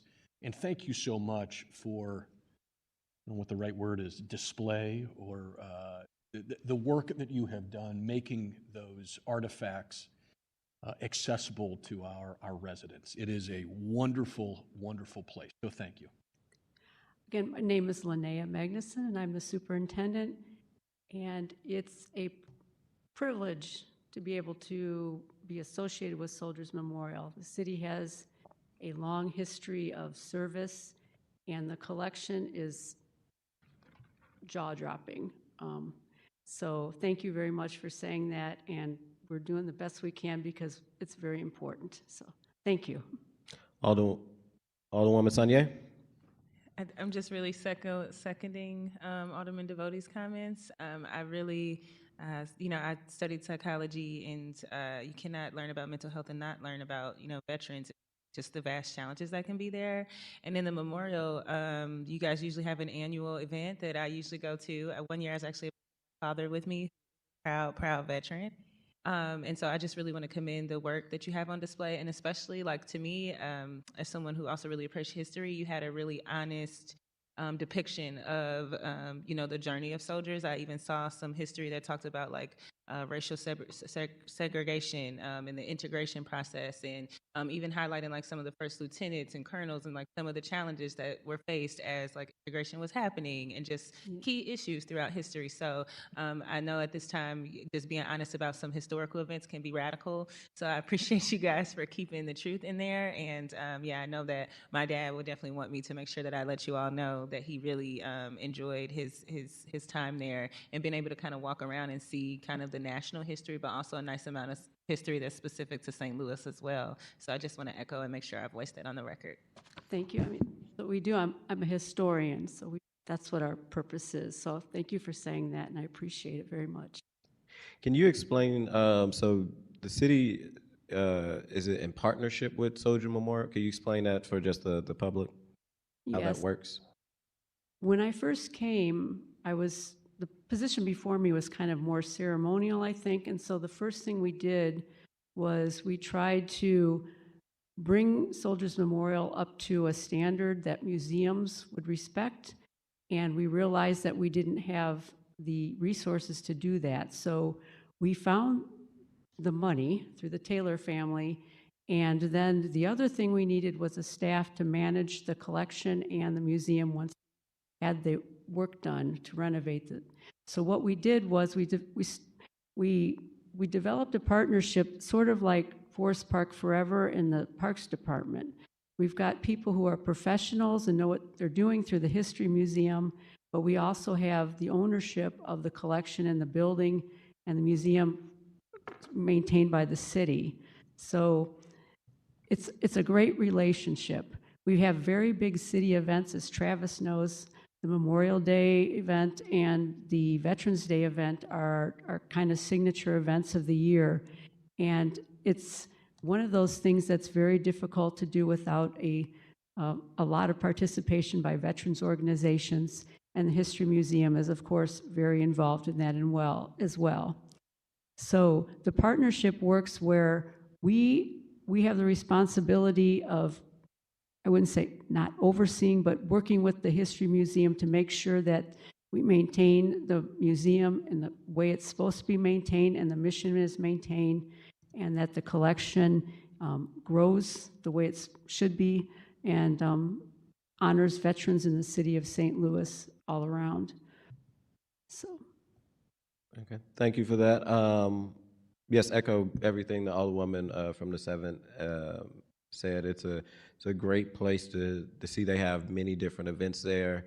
I had the honor of being part of the Tuskegee Airmen event. That was so amazing, and we did the honorary street name that sits outside of Soldier Memorial of Tuskegee Airmen. As the Alderwoman said, in a time where some folks want to erase Black history and get them out of history books, it's always good to have spaces right here downtown by our beautiful city hall where you can see many different events that they have in that space. And I know the director talked about the collaboration with the city and individuals that sit on the board. I will also give a shout out. I think Janika Hayden from the President Office sits on that board in the collaboration. Yeah. So thank you all for the work that you guys do. Thanks. I just want to say the first exhibit I put together was the Montford Point Marines, and I still think that's one of my very favorite things that happened at Soldiers Memorial, because I was able to meet a lot of those folks from St. Louis. So thank you very much. Thank you. All right, Director, you can conclude on your budget.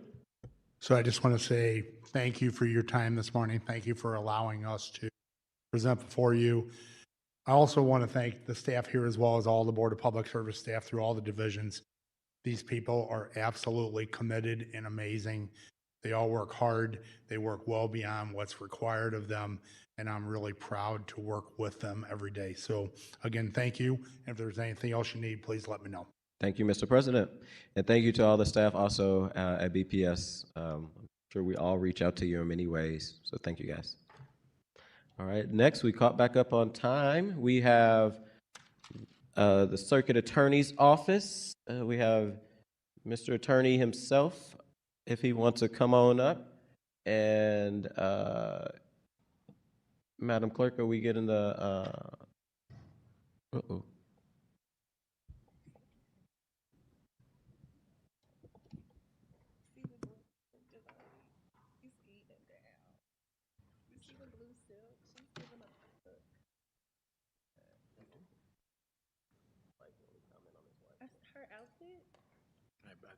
I'm not allowed to do that. No. We don't do that. Because you're a man? Yeah. No way. I'm asking if that's why. I'm not permitted to. I'm not going. You can't come. You can be like, oh, woman, I like your suit jacket. To say that. Okay. What are the sweet dreams of this? Sweet dreams are made of this.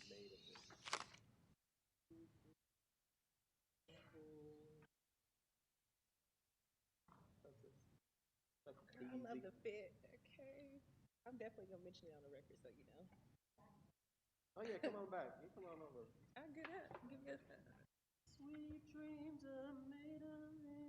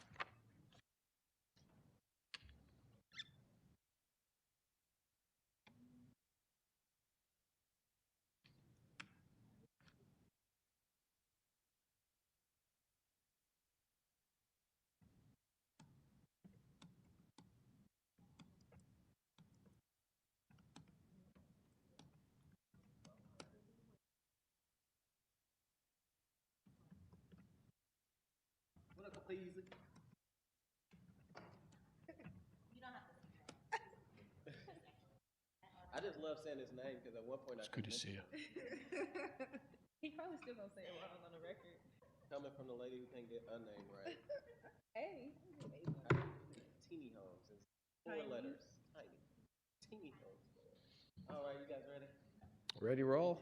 All righty, we have our amazing circuit attorney here, Mr. Gabe Gore. If you want to introduce yourself, staff you have, and then you can proceed with your budget. All right, I am Gabe Gore, Circuit Attorney for the City of St. Louis. Here with me today is Becky Rentschler, she's our Operations Manager. Leanne Mosby, who is our Director of Community Engagement, and Steve Capizzi, who is our First Assistant. And we've got a slide presentation that we'll We do not. go through. We don't have it. We're working on it. I saw it was up there for a second. It's in the corner. We do not have it on the screen, but we do have the paper ones if you want to begin.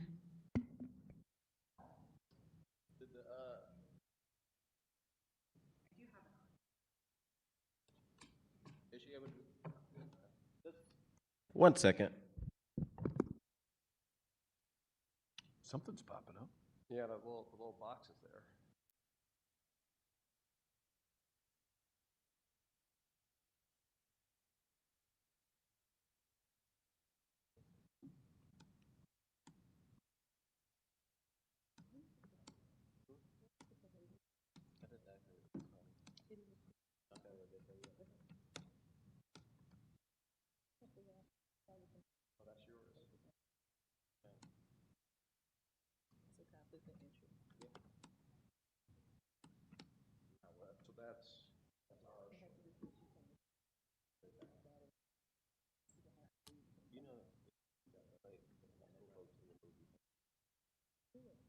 Well, that, or I think what the chair could do, what the chair could do, at least on the speaker that I'm into, is you're barred from asking any questions.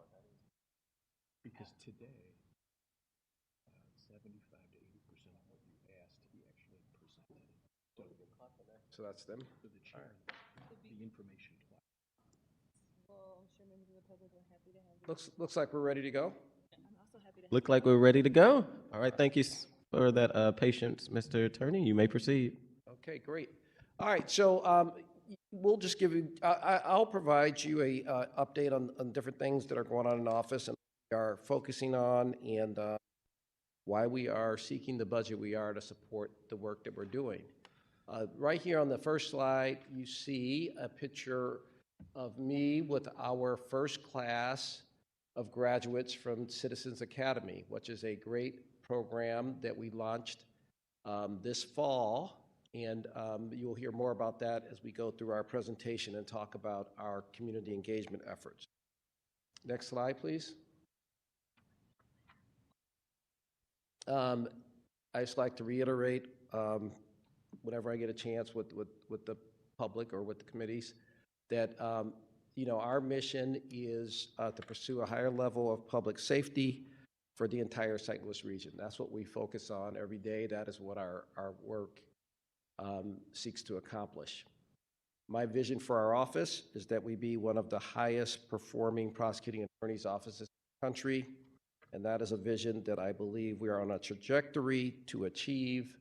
We're not there yet. We've got a lot of work to do, but we are on a trajectory to achieve that objective. What does it mean to be one of the best performing prosecuting attorneys' offices in the country? There's a lot of ways you can think about that. Of course, one focus would be operational excellence, which is something that I'm going to talk about. But for me, the bigger focus is, of course, how are we perceived in the community? Do people have faith in the circuit attorney's office? Do they believe that we are achieving justice for the community? Do they have trust in us? Do they respect that we are an office that functions with high integrity, which is obviously absolutely necessary in the criminal justice system? But let's talk about operational excellence. Next slide.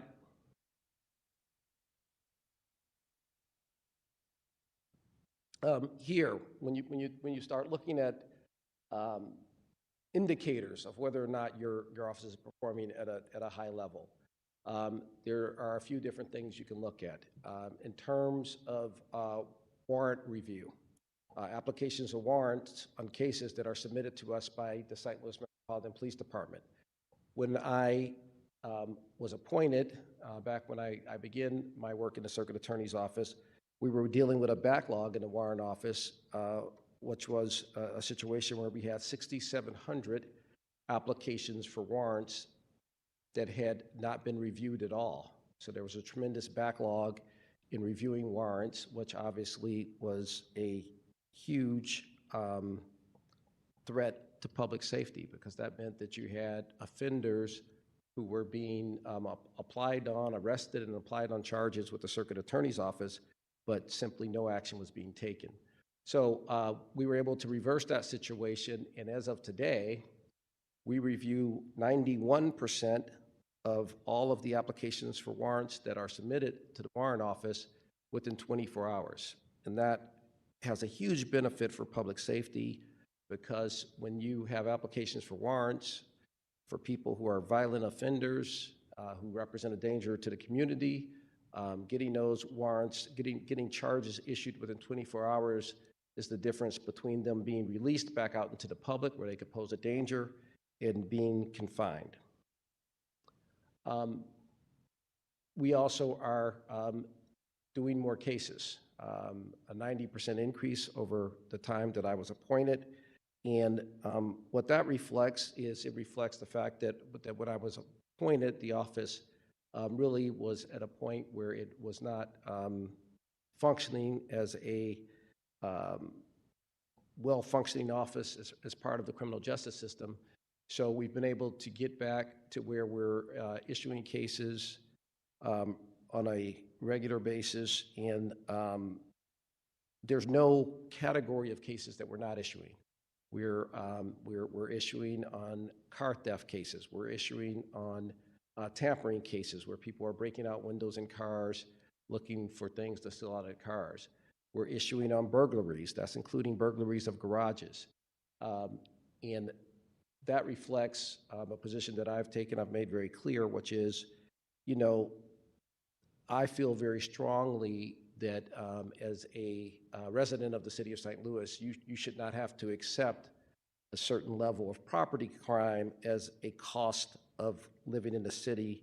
And that's kind of where things were when I was appointed. So we are back to enforcing all of the criminal laws here in the city of St. Louis. Next slide. Okay, here we're talking about the efficient disposition of cases. This is very important. How quickly are cases moving through the office? Our average time for disposing of a case is 156 days. As you can see, that's a 62% reduction. And what does that mean for justice? That means that you may have heard the saying, justice delayed is justice denied. So that means that defendants are getting their day in court. You're not having people sit in the criminal justice center, the Justice Center, waiting 2 or 3 years to have a trial. That helps with preventing overcrowding in the city jail. And it also just helps with the orderly operation of the criminal justice system here in the city of St. Louis. So that's something that we stay focused on and we work very hard to achieve. One thing I'm very proud of that I've implemented since being circuit attorney is we have a very robust rec committee. There's a recommendation committee that meets every Wednesday. We start at 8 o'clock in the morning, and we go through cases, and we talk about the cases, and we make recommendations for what the plea offer should be in the particular case. We spend a lot of time on it, probably more time on that than has ever been spent in the circuit attorney's office. We don't commoditize defendants and sentences. We really look at each case individually. We look at criminal history. We look at the nature of the crime. We look at danger posed to the public by the person, and we make a recommendation that reflects that. We also work hard to make sure that we're getting consistency throughout the office so that your disposition of your case or the approach taken to your case isn't purely dependent on which prosecutor you happen to draw. So that's something that we think is very important to having a just criminal justice system here in the city of St. Louis, and something that we spend a lot of time on, and I'm very proud of the work we get done in the rec committee. Other things that we're focused on. Next slide. This is a big part of getting the office rebuilt, obviously, is we have been staffing up very quickly. When I was appointed circuit attorney, we were at 22 attorneys. We've been building on that year over year. As I stand here today, we are at 49 attorneys. We have another 3 who are going to be joining us in the fall. I hope to increase that to probably 5 joining us in the fall. Just got another resume from a strong candidate just before I came over here today. So we're building the office through bringing in young attorneys straight out of law school in a lot of cases, and really investing a lot in getting them trained and getting them to be high-performing prosecutors, maybe more quickly than they would have been required in the past. And, I feel like the candidates we're getting, the quality of candidates we're getting is very high. And so it's our obligation and our job to make sure we get them trained right. How are we doing that? They all start out in Divisions 25 and 26 that handles preliminary hearings and bond hearings. But more importantly, we have them second and third chairing our more experienced attorneys to get that in-court experience much earlier in their career than they would otherwise. So for instance, this week, we have Tanya Engelhardt, our chief of homicide, is in trial on a murder trial. Sitting with her in that trial, helping her out, the second chair is one of our attorneys who's been with us for 2 years, graduated SLU Law School 2 years ago, and now he's second chairing a murder trial as a violent crime attorney. The other attorney, who's the third chair, is about 1 year out of law school and is getting that experience. So we do that on every trial. Every trial we have a second chair, third chair, and it's for training purposes, getting our attorneys in the courtroom, getting that experience very early on. I'm excited that this year we've instituted a mock trial program where we're going to have a mock trial with our brand new attorneys in the misdemeanor unit and let them get the experience of first chairing a trial, where we're going to have actual retired judges come in and sit on the bench and really make it as realistic as possible so that they feel like they have a trial under their belt even before their first actual first chair trial. So those are the things we're working on. Something that we have invested a tremendous amount of energy in ever since I've been circuit attorney is community engagement. It's something we're going to continue to invest in. Our investments in community engagement are historic for the circuit attorney's office, and that has all been made possible by the great work of Leanne Mosby, our Director of Community Engagement. So I'm going to let Leanne come up and talk to you about what we're doing in the area of community engagement.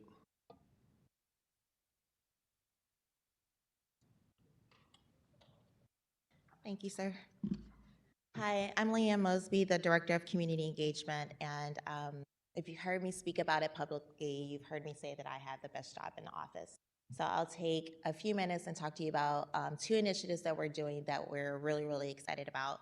I came to the Circuit Attorney's Office in October of 2023, and since then we have done over 240 different styles of public meetings, neighborhood meetings, community events. And the whole purpose of that is for us to build collaborations and relationships with the residents of the city of St. Louis. If and when the day comes that they have to interact with our office on what is presumably one of the most tragic days of their lives, we would not want that first instance with us to be that day. So we're trying to build partnerships with them and giving them an insight into the work that we do behind and a look at our office and have that experience with us on a more positive note. So Citizens Academy, one of the very first initiatives that we have done, and our inaugural class was last fall. It's a 6-week class, 1 night a week for 2 hours, and we take the citizens of St. Louis through what we call the anatomy of a prosecution. And those 240 plus events that I've just talked about, when I took this job and we would go out into the community and talk with residents, one of the things that I learned very early on is that people were very confused about what police did, what our office did, what the courts did. There were just a lot of questions and people just weren't sure once a crime happened, what it looked like to run its course through the process of the judicial system. So this is where the idea of Citizens Academy came along. I talked with the circuit attorney about it, thought it would be a great idea, proposed it to him, got him on board. Wasn't quite sure how easy it would be to get people to come, but people want this information. They want to know how it works behind when a crime is committed, and then they want to know what the resolution is. And a lot of times they only get that through the media. So doing Citizens Academy, we bring in 20 participants, 18 and older, St. Louis City, St. Charles, the county, just region, because we know crime is not regional, right? It doesn't stop at the city border. So they apply to come into our office. We review all of the applications. And our goal is to put together a diverse group of individuals and put them in a room for 6 weeks and just take them through the anatomy of a prosecution. We are now currently in our second class, which will graduate this Thursday, another 20 participants. So essentially we have educated 40 citizens since October about the process of our office, and I'm very, very, very proud of this program. And we have more applicants than we have slots, so that's a very good problem to have. Next slide, please. The second initiative that we are doing is the Circuit Attorney's Neighborhood Collaboration. And I know all of you have heard about this because I've sent you letters and emails. So I'm very proud to say that since February, we have launched this initiative in 4 different neighborhoods. And by the time we get through June, we would have launched in 10 different neighborhoods. So essentially what this program is, people have asked for, the circuit attorney has promised the people that he will give them a liaison inside track into our office. And that's exactly what this program does. It's a community-based public safety initiative. And what he is doing, he's assigning an assistant circuit attorney to go to neighborhood meetings. We were just at one with Alderman Devotee last week. And that assistant circuit attorney will come into that neighborhood and talk with those residents specifically about the concerns that are plaguing them. So they will have a dedicated ACA that they can reach out to about cases, just about questions, so that they are made aware of things that are happening in our neighborhood. And we have 14 wards. Our goal is to have 14 different CNCs, but he has made a public declaration to pretty much any neighborhood association that would like to have an assistant circuit attorney, then he will assign them as long as we have them. So these are 2 initiatives that I'm very, very proud of, and I love the work of community engagement. And thank you all for your support. I know Alderman Devotee, you were very good about, I was having some trouble getting into some of the neighborhood associations in your ward, and you sent an email, and then now all of a sudden everybody wants to get on board. So thank you all for your support. Alderman Aldridge and Alderwoman Saulnier, I'll be all day talking about you guys supporting my career ever since I started at the office. So again, thank you for championing this work. I absolutely love what I do, and I cannot do it without the citizens of St. Louis being interested in the work that we do. And the citizens of St. Louis would not be interested in what we do if we did not have phenomenal ACAs and fighting for justice for them every single day. So thank you. Sir.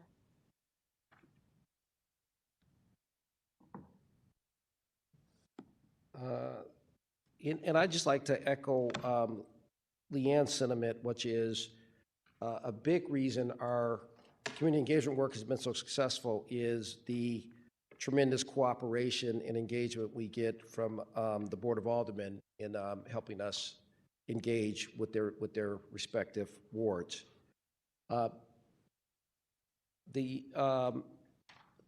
Another initiative we're working on that is community engagement focused, but also just transparency focused, is we're very close to, within the next few weeks, launching the Circuit Attorney's Office's dashboard that's gonna make publicly available performance indicators for our office. But in addition to that, it's going to provide this city map with all of the neighborhoods that's going to provide a vehicle for people to be able to go in their neighborhood, click on their neighborhood, and look at what are the active pending cases in our office from their neighborhood. So we're really excited about that. We think that's going to be a tool that's going to be very helpful to people in the situations where there might be an incident in your neighborhood. You might see an arrest made, and a couple months later, you might be wondering what's going on with that case. Well, you'll be able to go to this map, click on your neighborhood, and you're going to see there listed all of the cases pending in our office from your neighborhood. So that's something we're very excited about. I know yesterday, just looking at it in the draft form, I was excited to be able to go through and click on my neighborhood and see what cases we had pending for my neighborhood, information that I don't usually have. The other big thing we've done that I'm very proud of is our work in the area of diversion. Again, we have made historic investments in diversion since I have been in the Circuit Attorney's Office. And a big piece of that is the work we've done with the Tap-In Center. Next slide.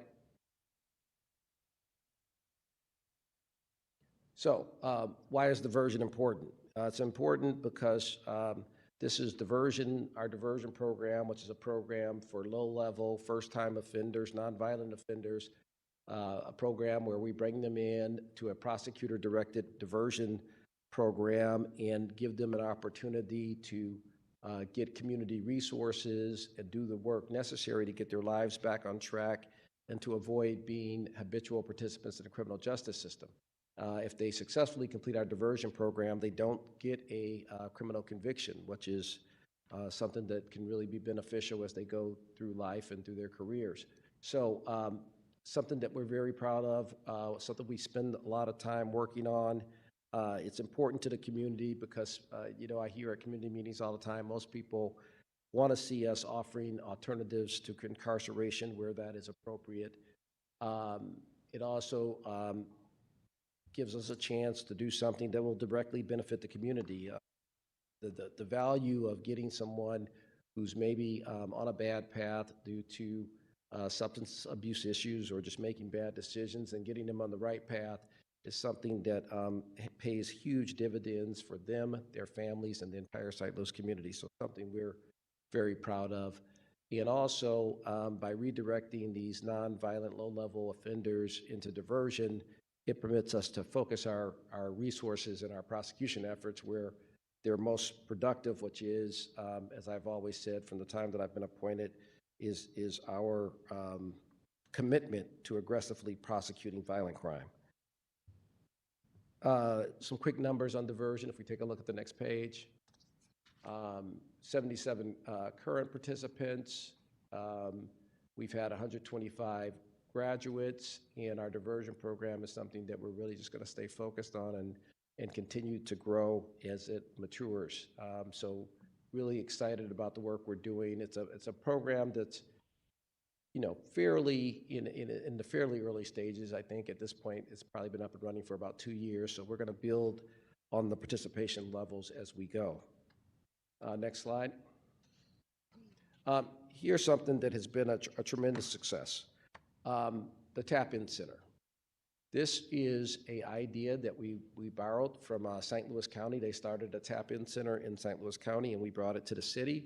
What a Tap-In Center is it's prosecutors' offices setting up in a location outside of the courthouse to kind of remove that intimidation factor, and inviting people with active warrants to come in and get those warrants resolved, get a new court date, and create a situation where you can get the active warrant removed, get a new court date, get a fresh start in a non-intimidating environment. Our Tap-In Center is every Wednesday from 4 to 6 at the Central Library branch, and it's been tremendously successful. We've had 851 people to date take advantage of the Tap-In Center. Those numbers are much bigger than what St. Louis County saw, so it's something that was particularly needed here in the city. And just to understand what we talk about when we talk about this Tap-In Center is it can make a huge difference for people. Someone might, for whatever reasons, miss a court date and know that they have an active warrant out for their arrest. And they go through life every day hoping that they're not pulled over and hoping that they're not in a situation where they're going to be arrested and taken to jail because of that active warrant. What this Tap-In Center does is gives them an opportunity to come in without the threat of being arrested and get that resolved and remove that tremendous mental burden from their minds. And in addition to that, permit them to avoid the situation where their lives will be disrupted by being arrested and put in jail on an active warrant. So a program we're very proud of, and the response to it has been really much more than we would have anticipated. The other part of our diversion program is the court-directed treatment court. We cooperate with the court on this. I know that when I came on as circuit attorney, I went around and talked to the judges, and one thing they were very interested in was getting treatment court reinvigorated. At the time when I got there, there were probably less than 10 participants in treatment court, so all the judges were really interested in getting that because they saw the benefit of it over the years. They were really interested in getting that back up and running, and we've done that, and at this point, we've got 131 participants in treatment court, and lots of graduates, and there's also a special treatment court for veterans, so just really a great program. I've attended several of the graduation events, and they're just really inspiring events that show that people can change and turn their lives around when they're provided the proper community resources. So something we're very proud of that work, and I know the court is also very proud of that work. Next slide. Conviction integrity, something that we, for the first time in the history of Circuit Attorney's Office, have a conviction integrity unit. That unit reports directly to former Supreme Court Justice Judge George Draper, and something that we spend a lot of time taking a look at cases that are submitted to us for review for conviction integrity purposes. If we take a look at the next slide,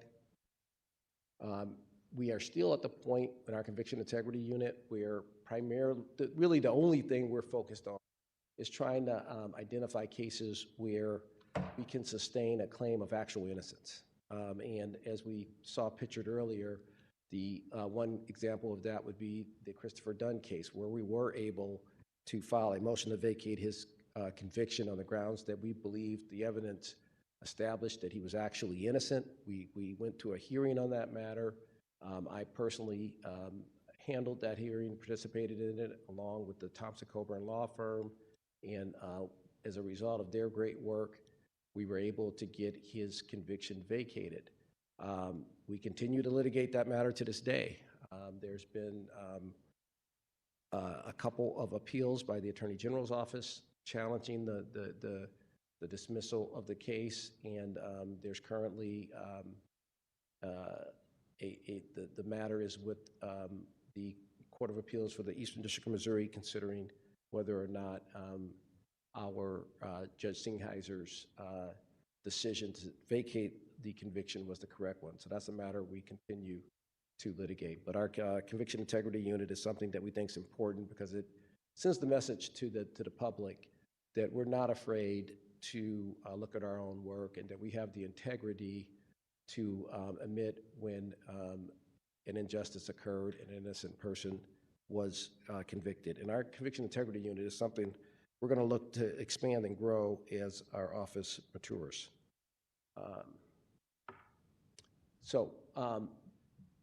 That's the work we're doing. What is necessary for us to continue on the trajectory we're on, which I believe we're on the right path towards working to be one of the highest performing circuit prosecuting attorneys' offices in the country. What are the threats to that? What can derail us? At the end of the day, the circuit attorney's office is a law office. Law offices depend entirely on talent, and retaining our attorneys and staff is critical to our success, obviously. That's really going to be the key to whether or not we're going to be a circuit attorney's office that can provide the level of public safety that the residents of the city of St. Louis and really the residents of the St. Louis region deserve. So the work that we're doing right now is trying to build towards proper staffing levels in order to avoid burnout. I tell people, our office is functioning at a high level now. We're doing good work, but the current trajectory we're on is not sustainable because people are still working well over capacity, managing caseloads that are really unprecedented in the history of the Circuit Attorney's Office in terms of the caseloads that our attorneys are being asked to carry. They're doing that work because they're committed public servants and they love the city, and they're willing to work hard and do what's necessary to make sure we're doing everything we can to improve public safety. However, it's simply not sustainable. All prosecutors' offices deal with burnout. It's something that comes with the territory, and we have seen some burnout in our office in terms of prosecutors, and I feel like as long as our staffing levels are well below what they need to be, that's going to be a continued risk. That's why we're trying to build towards full staffing as quickly as possible. So currently we're at 49 attorneys. Hopefully we'll add 5 in the fall, 5 to 7. So we'll be somewhere in the mid-50s.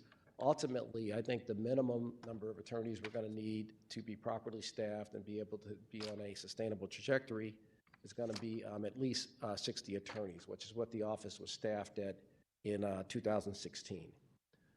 So obviously, a big piece of us getting fully staffed is going to be retaining the attorneys we have, retaining the young attorneys who we're investing so much in terms of training.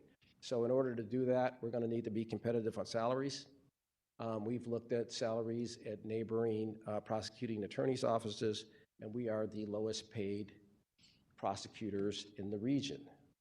And St. Louis County has a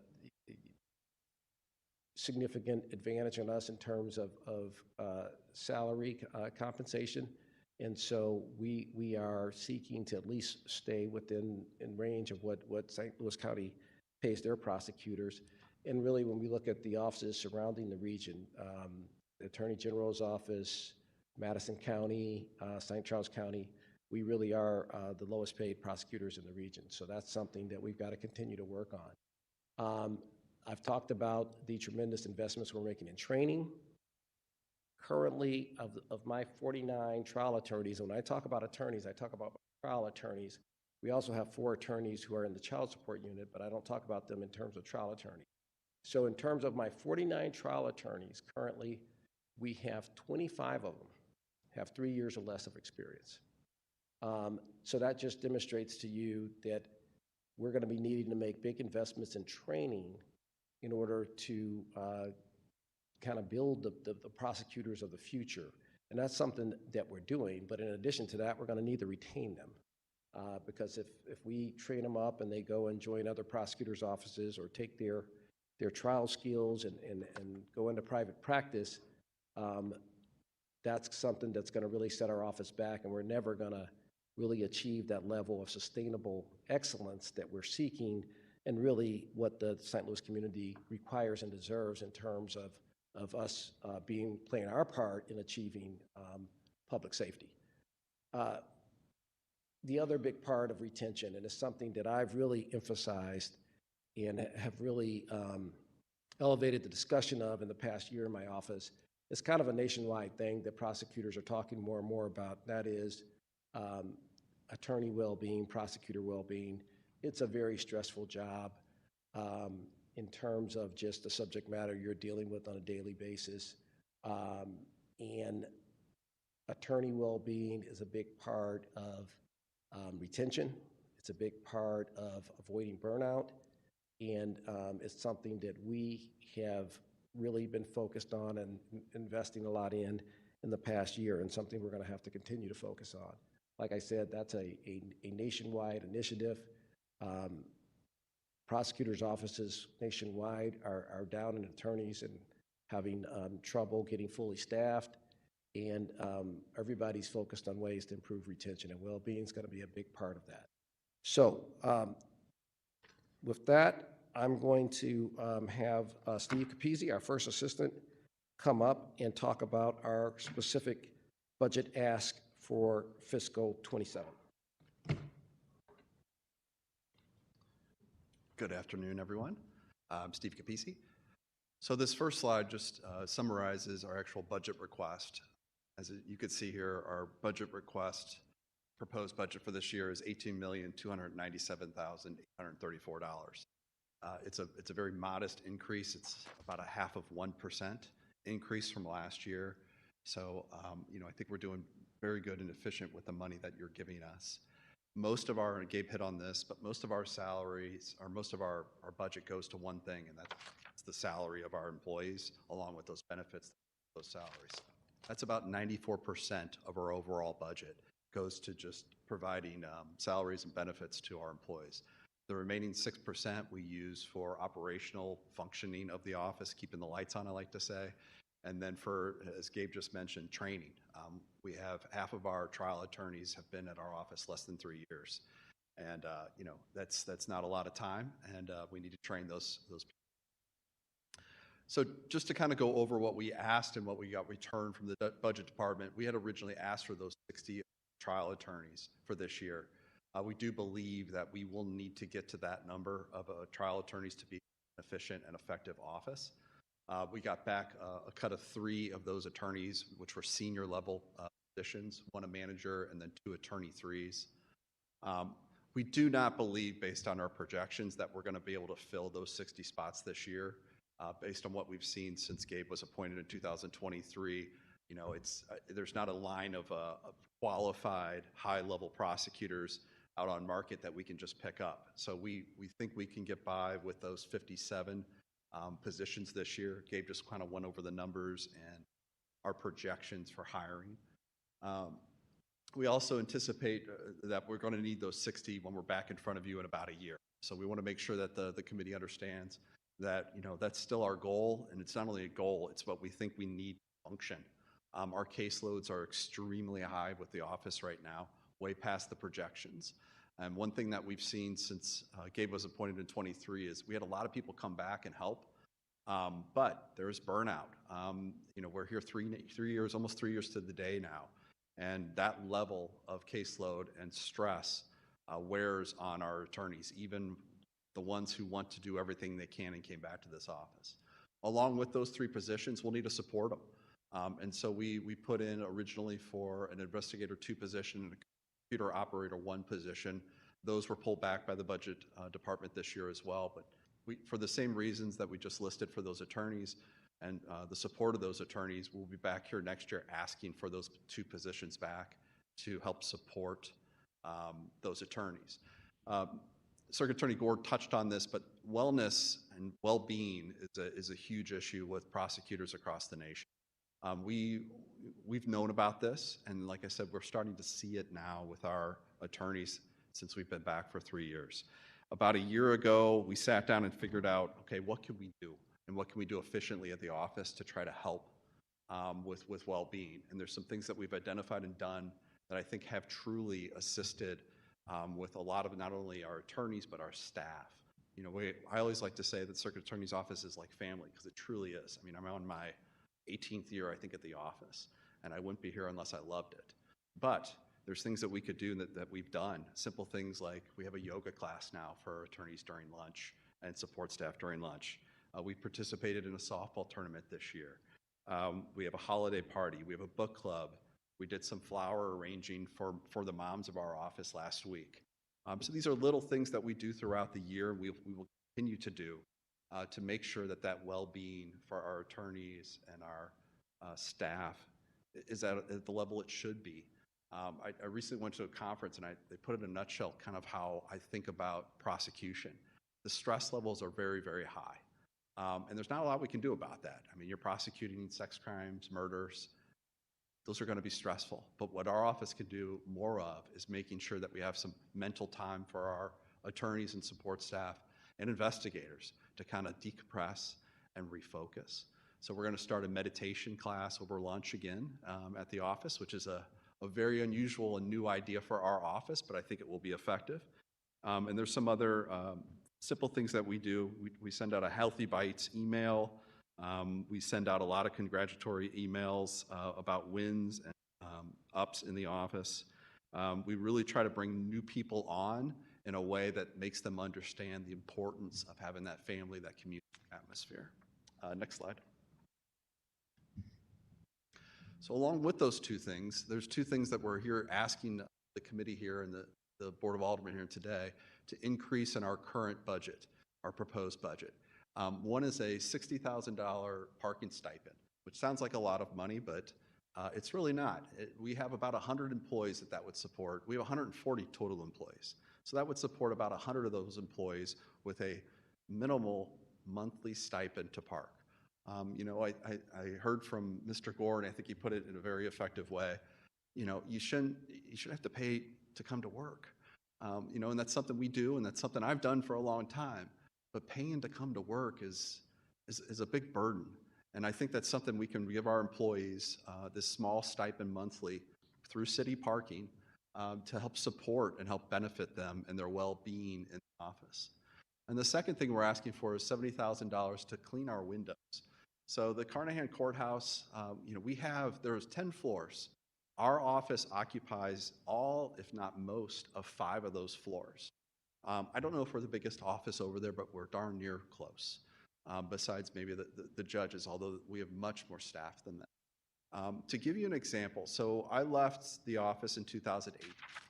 When I came back in 2023, I can tell you the windows hadn't been cleaned the entire time I lost. In fact, Most of the office and the interior, nothing had been cleaned. It was like a ghost town. The morale of the employees when we walked in was low. They had gone through, traumatic experience with their current circuit attorney. Obviously, they loved the city or they wouldn't be there. So one of the things we faced was how do we get that morale up? In 2025, about a year ago, a little bit more, the windows were cleaned at the office. And it sounds like a small thing. I will tell you, people were taking photographs from inside their offices. People were calling people in halfway through their window getting cleaned to say, look at this. Look at the effect this has. We can see sunlight. The dirt was gone. The film of not only the windows, but kind of the office disappeared. And that was very, very effective for us as an office. People still talk about the windows. Because of that, we don't want to get back to that state where that's a problem, where people can't even look out their window. And so we're asking for a $70,000 to our one of our funds, our maintenance fund, I think it is, to provide that window cleaning for the Carnahan Courthouse as a whole. It just brings up the overall morale, it brings up the overall effectiveness of our people. One of the things that Circuit Attorney Gore talked about was retention. Well, these are the things that we have to do to retain our employees. All right, we have to pay them well, but we also have to make the environment that they are required to work in somewhere where they want to come to work. So I'll take any questions, and Mr. Gore obviously is here for any questions as well. All right, starting in order of seniority, Alderwoman Tanya. Good afternoon. I certainly do have some questions. Specific to the budget, I see that on page 167 in our budget books, but there's a line for computer services requested, $299,084, and the proposed budget gives $55,000. And similarly to that, the facility and ground services, you requested $250,000. The proposed budget is $0. And you also requested $350,000 for education and training services, but the proposed budget is $0 as well. So just want to just check in and see, does this significantly delay any of the work that you all have to do? I'll say, I think the prosecutor's office is incredibly important to a public safety system that, meets our residents and gives their needs. And it's particularly of strong interest to myself and many constituents because you all's office is really tied to, an ability for not just safety to get addressed and justice in terms of making sure that there are certain consequences when actions are taken, but also in terms of wanting to ensure that CJC stints are as short as possible. And so I'm just very curious about if any of these things present a delay in your operations to do that important work. Sure. Obviously, we try to stay within the budget as it's presented. To go to each one of those accounts, let me kind of address those. The first one I think was the computer services. Yeah, we actually have a bunch of different lines through our different cost centers that cover that. Technology in the courtroom is always lacking. Now our courts have underwent for the first time, I think, in the existence of their courthouses and upgrading some of their technology. But as Mr. Gore could probably tell you this as well, he tried a case last year. The TV on the wall works, it's great, but it's not really the best and most effective presentation that we can do.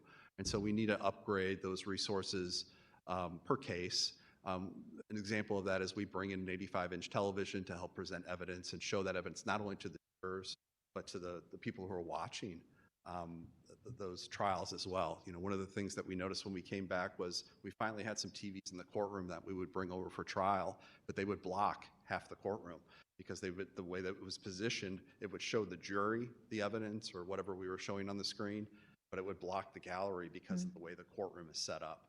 And so we've started to address those things. We've purchased some equipment, but we need to purchase more to help present those cases effectively. And to be quite honest, just the way that they're presented in this day and age to juries. The second category was, I think, the the facility, I don't remember what the title of it was, but the facility request. Part of that was. Facilities and ground services. Yes, ma'am. Part of that was the the windows, those kind of things within the office. We've done tremendous upgrades of the interior of our offices compared to where we started. I think I mentioned this, but when I left for those 6.5, 7 years, there wasn't a single upgrade that I had seen within the office. And so those are the types of things that we have to maintain within the courthouse, our interior of our offices, those windows, the cleaning of those windows, carpeting, basic needs, basic furniture needs, basic equipment needs. So we've been doing that, and we'll continue to do that. But yes, obviously, without that money, that makes it more difficult. But I think we'll be fine this year getting through those upgrades. And we would like the money for the windows. And then the last category, can you remind me what that was? Education and training services, $350,000 was requested, but it's $0 proposed. Right. Now that's another one that there's lots of different lines throughout the cost centers, and we did get a good chunk of money for training. But like I mentioned earlier, we have a very young staff, and it's very important for that staff to get trained up properly. There's certain requirements that we have to have as lawyers in the state of Missouri. They're called CLEs, and sometimes we need to send people to conferences to, again, get best practices for how to present a case and how to prosecute a case. So that's why we asked for that money, because of that importance of getting those attorneys trained. But like I said, there's other different lines that we can use to assist with that training this year. Thank you, and I skipped my usual, Mr. Gore, thank you for being here today. Nice to see you. And we know that every year I always give my flowers to yourself, of course, as a prosecutor, but especially to Ms. Mosby. I'm always going to do that on the record. I really appreciate her. I feel like she's really helpful.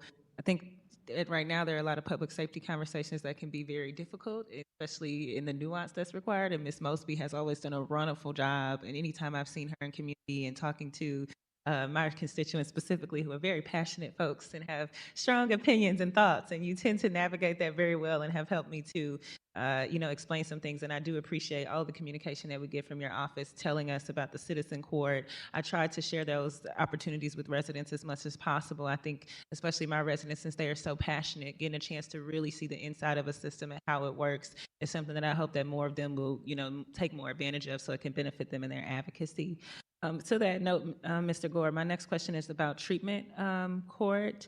I saw that you saw in May 2023 that there were 89 total treatment court graduates and 77 current participants. So I really want to thank you for that. I'm a huge advocate for treatment courts. I know they can be very, very precarious, but I think that we've got to have a place in our system that is an addiction and illness is a disease. And so however we can actually deal with treating that as opposed to just criminalizing it, I'm a fan of it. So I'm happy to see that work happening. And I know that hasn't been happening. That's something you've really focused on. My questions specifically for you are just like, what would be some of your reasons as prosecutor for terminating the treatment court process? I know there can be a lot of reasons, such as a judge not wanting it or, warrant requests or other things, but specifically in terms of your office and your decision making, what have you observed be some of the regular challenges? I'm assuming it'll be non-compliance in some kind of way, but any details that you can share about that process and how you try to, as much as possible, account for, obviously these are folks who are dealing with illnesses and addictions.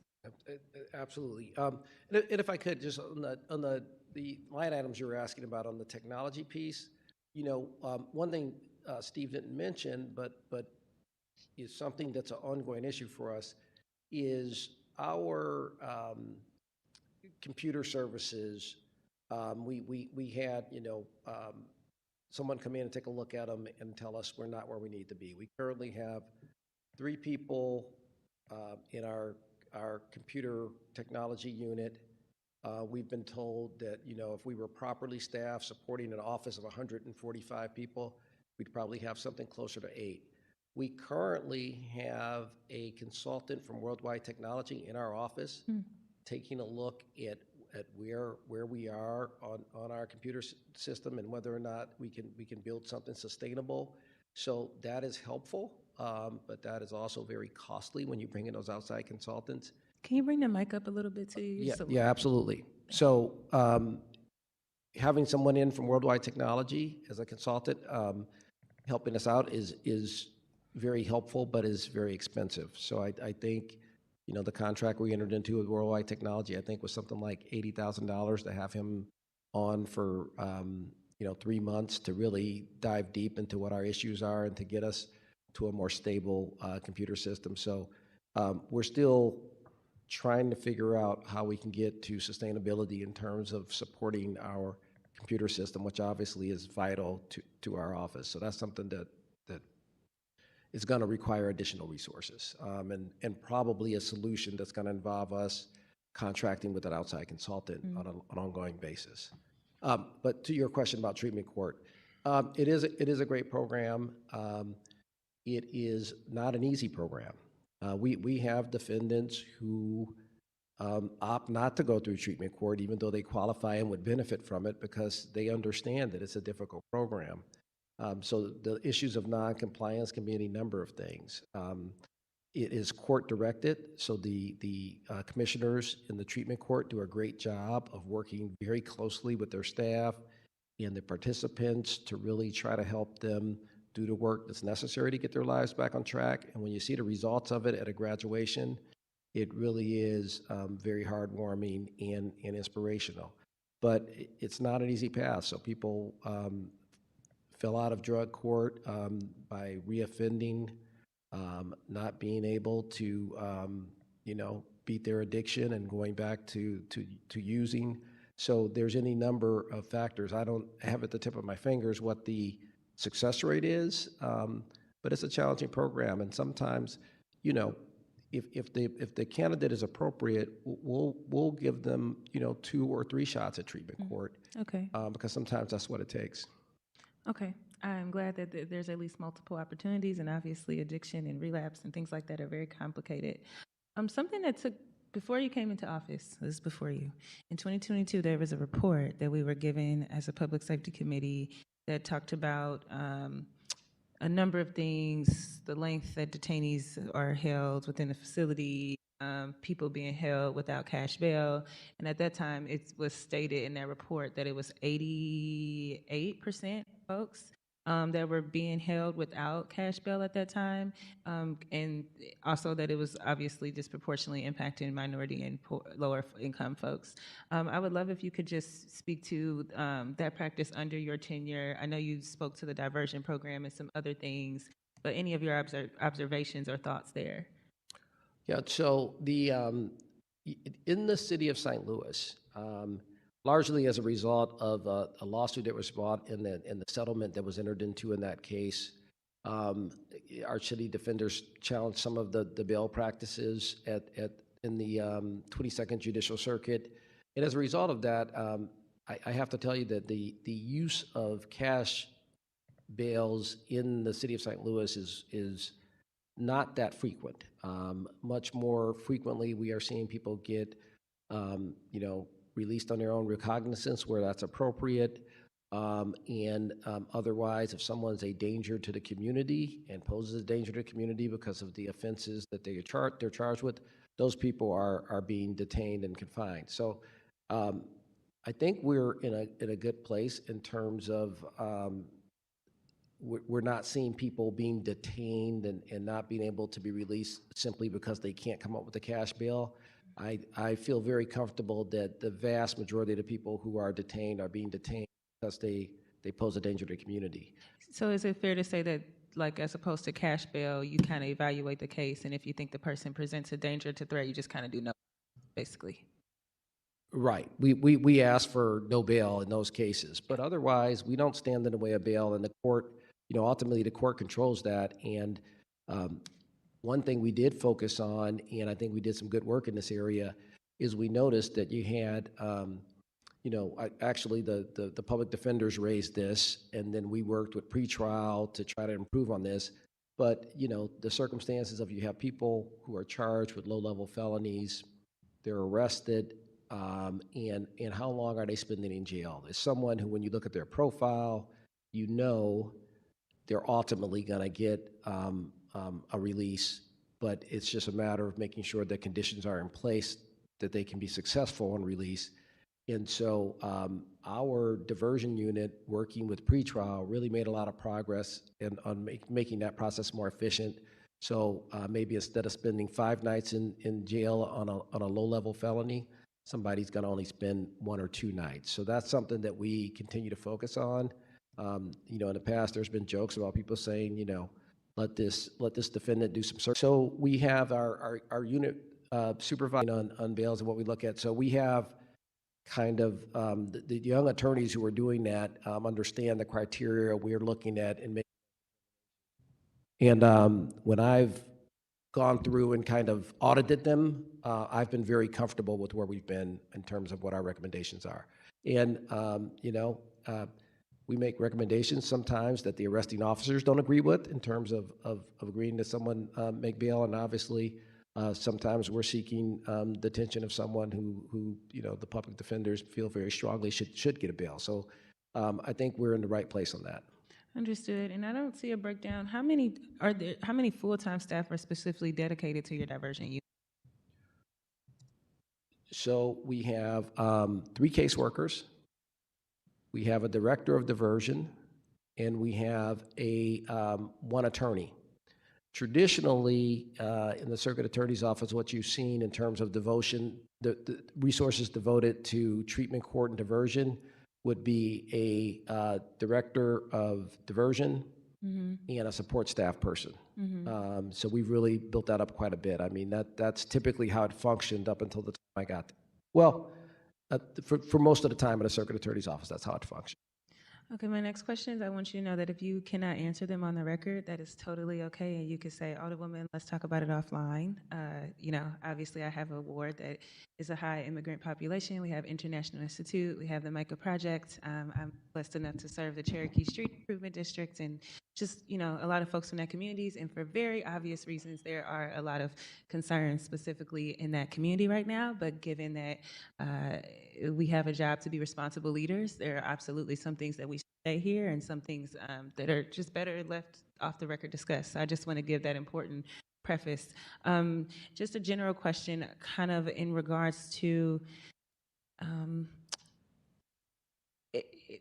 is there any, when you guys are pressing charges or in the process of figuring out the charges that you're going to recommend for folks, do you guys take into account their immigration status and whether or not certain charges will trigger other authorities? We do not take that into account. You know, I don't really feel like that's our role. So we treat each case, you know, like we treat everyone equally. We look at cases the same, and we make charging decisions. You know, I can tell you that in the current environment, at least for our office, I haven't seen dramatic changes in terms of the treatment of defendants with who are not citizens. It's kind of been consistent during my 3 years, so I haven't seen anything. You know, I've obviously, I'm aware of the environment nationally, and I have not seen the impact of that in our courthouse to date. And if all the cases are being treated the same, then does that mean it will also be true to say that there's like no special communication or outside the ordinary communication between yourself and any other enforcement agencies? No, we do not. We don't. We handle our cases the same way we handled the cases on day one when I got there. It's the same way we're handling them now, and we don't, you know, communicate with any outside agencies who aren't directly involved in our prosecution matter, and we don't regularly communicate with immigration agencies. Okay, that's helpful. I'm gonna send an email to a resident because that was a question specifically for somebody. So I'm making a little note. That's very helpful. And then just my last question is around you didn't mention in there any use of force, any use of force cases or information going on, and that is definitely a topic. I do know that you've completed 11 of the 17 reports that have been sent to you by the Force Investigation Unit, and that in the presentation, you did mention that 91.2% of the cases are reviewed and are charged within 24 hours. So I understand that that's the standard practice, but I know that sometimes the use of force cases are a little bit different. And specifically, there was a case involving a 17-year-old in SLMPD that came up recently. Is that, if you wanted to share anything about generally maybe some of the different processes for force of unit cases, and if you, in regards to the specific situation with Mr. Wilkins, if that investigation is still pending, if it's still in progress, if you've had any conclusions, and if there's any, specifically while we're here, budget requests that would specifically help you to be able to move about these cases as expeditiously as possible.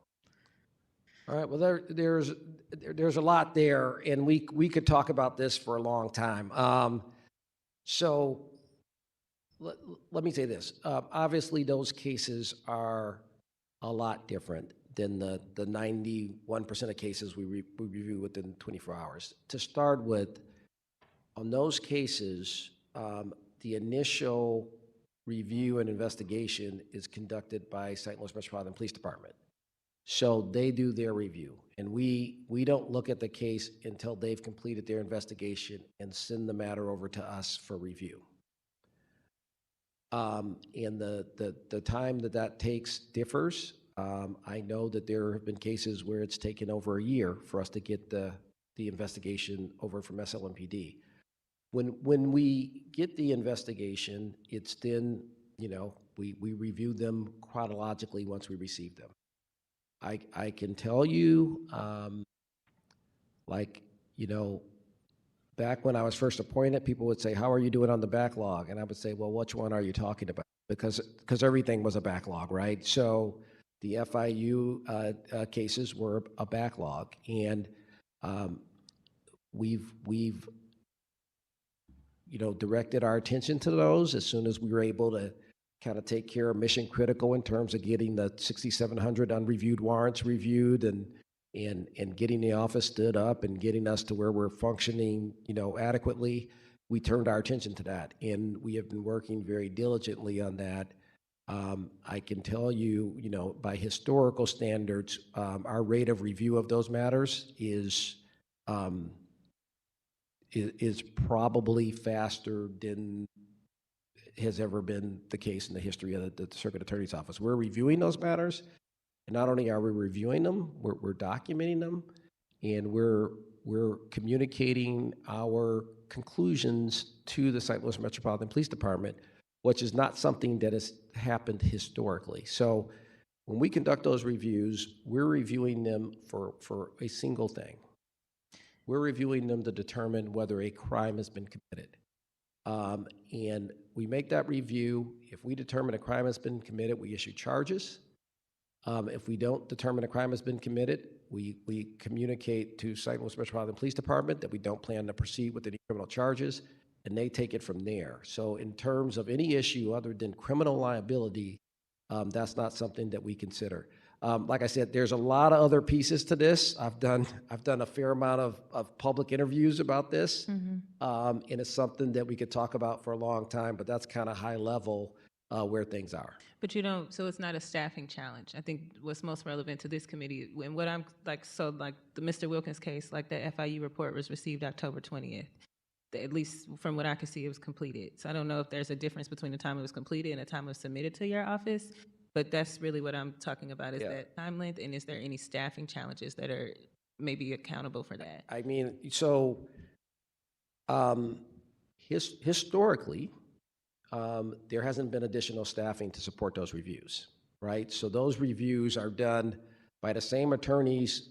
Well, I get my most senior attorneys to review FIU investigations. So, but those are people who have other caseloads and other things. And it is not, I don't have any attorney. There's not a single attorney in my office whose job is to come in every day and sit down and do FIU investigative reviews. We don't have those kind of resources. If I had someone, if I could hire a very senior attorney and they could devote their energies to that, yeah, that would make a difference, but that's not currently the case, nor has it ever been the case in the Circuit Attorney's Office. So I'm not I'm just trying to get, Stop the hemorrhaging. yeah, I'm trying to get the city to support the funding that'll get us at the levels where we can have an effective prosecutor's office. So I don't want to come asking for new things, but obviously staffing would help if you had people who, that was a dedicated part of their work. But that's something that, quite frankly, most of those reviews are conducted on the attorney's times on evenings and weekends. I mean, it's additional work to the daily work you have. So that's what we're dealing with in terms of conducting those reviews, which are extremely time intensive.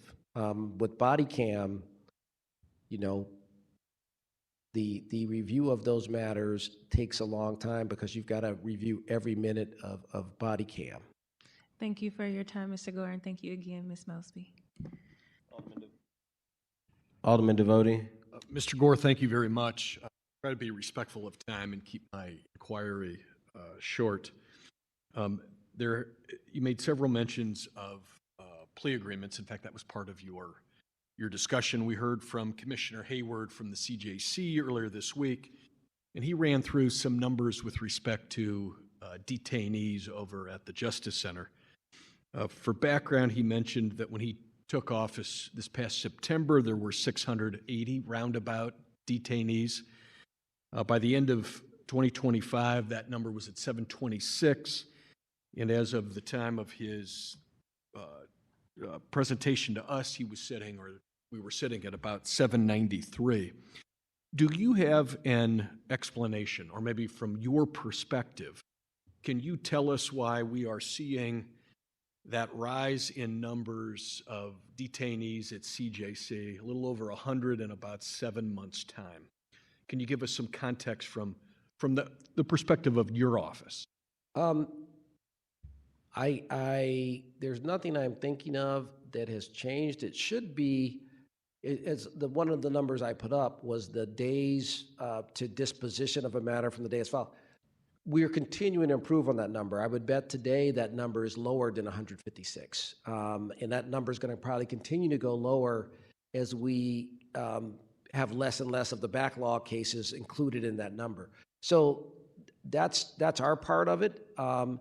So I would say that we are disposing of matters faster, which makes it sooner that people are removed from CJC and sent to the Department of Corrections at the state level. So that should be happening more often and more quickly.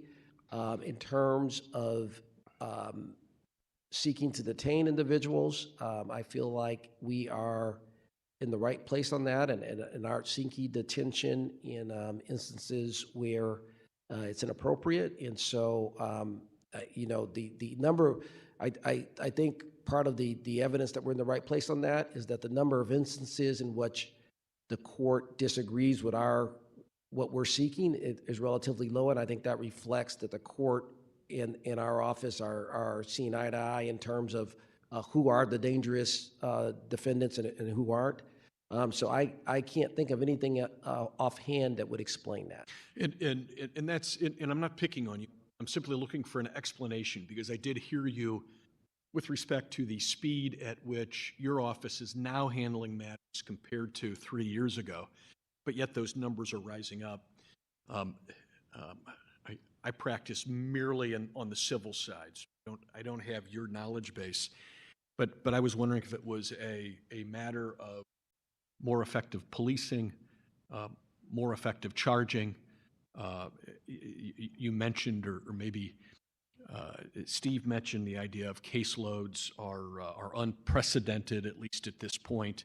Is it a matter of simply we have a tremendous amount of more volume today because the department is working more efficiently, your office is working more efficiently, and we're moving?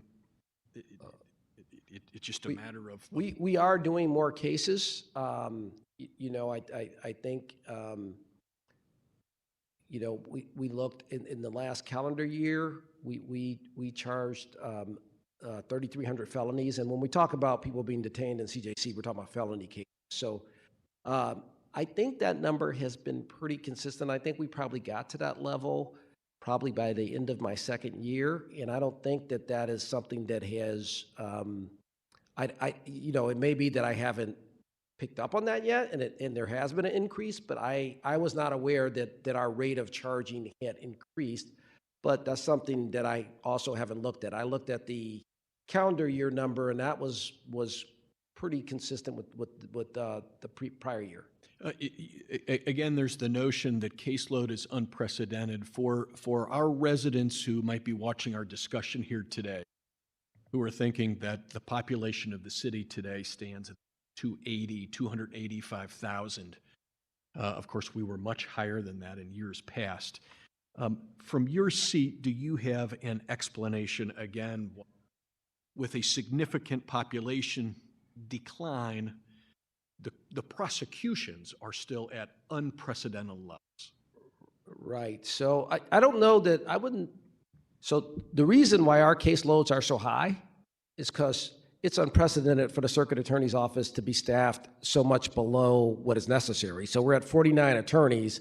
So that means everybody's taking on more cases. I talked to a former circuit attorney who was in violent crime and told him the number of cases that my violent crime attorneys were carrying, and he was like, that's completely nuts. I couldn't imagine that. So, for instance, he might have said, I'd carry 40 violent crime cases because those are a little more complex. I'm like, well, I've got violent crime attorneys who are carrying 80. That completely boggled his mind. But I'll tell you, a widespread misperception is that that a decrease in the population of the city results in a decrease of the number of people committing crimes in the city, right? You don't have to live in the city to come into a neighborhood and do a drive-by, or come in and do a burglary or a robbery. So it doesn't surprise me that we haven't correlated perfectly with the decline of population in the city. We charge, I haven't looked at this, but if you look at the residents of the people we charge, you're going to find people from St. Charles, you're going to find people from Madison County, you're going to find people from all over. From St. Louis County. From St. Louis County, yes. And your answer actually provided me with the perspective that I was looking for. And that is, you're not generally talking in terms of total numbers or whole numbers.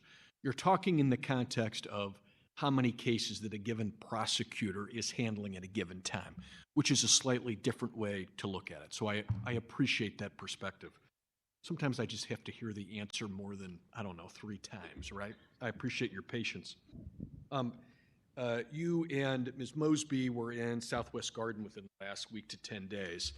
I just want to say, from my perspective, I have heard nothing but very good things about the presentation, about you coming into the community, about you speaking with residents, answering their questions.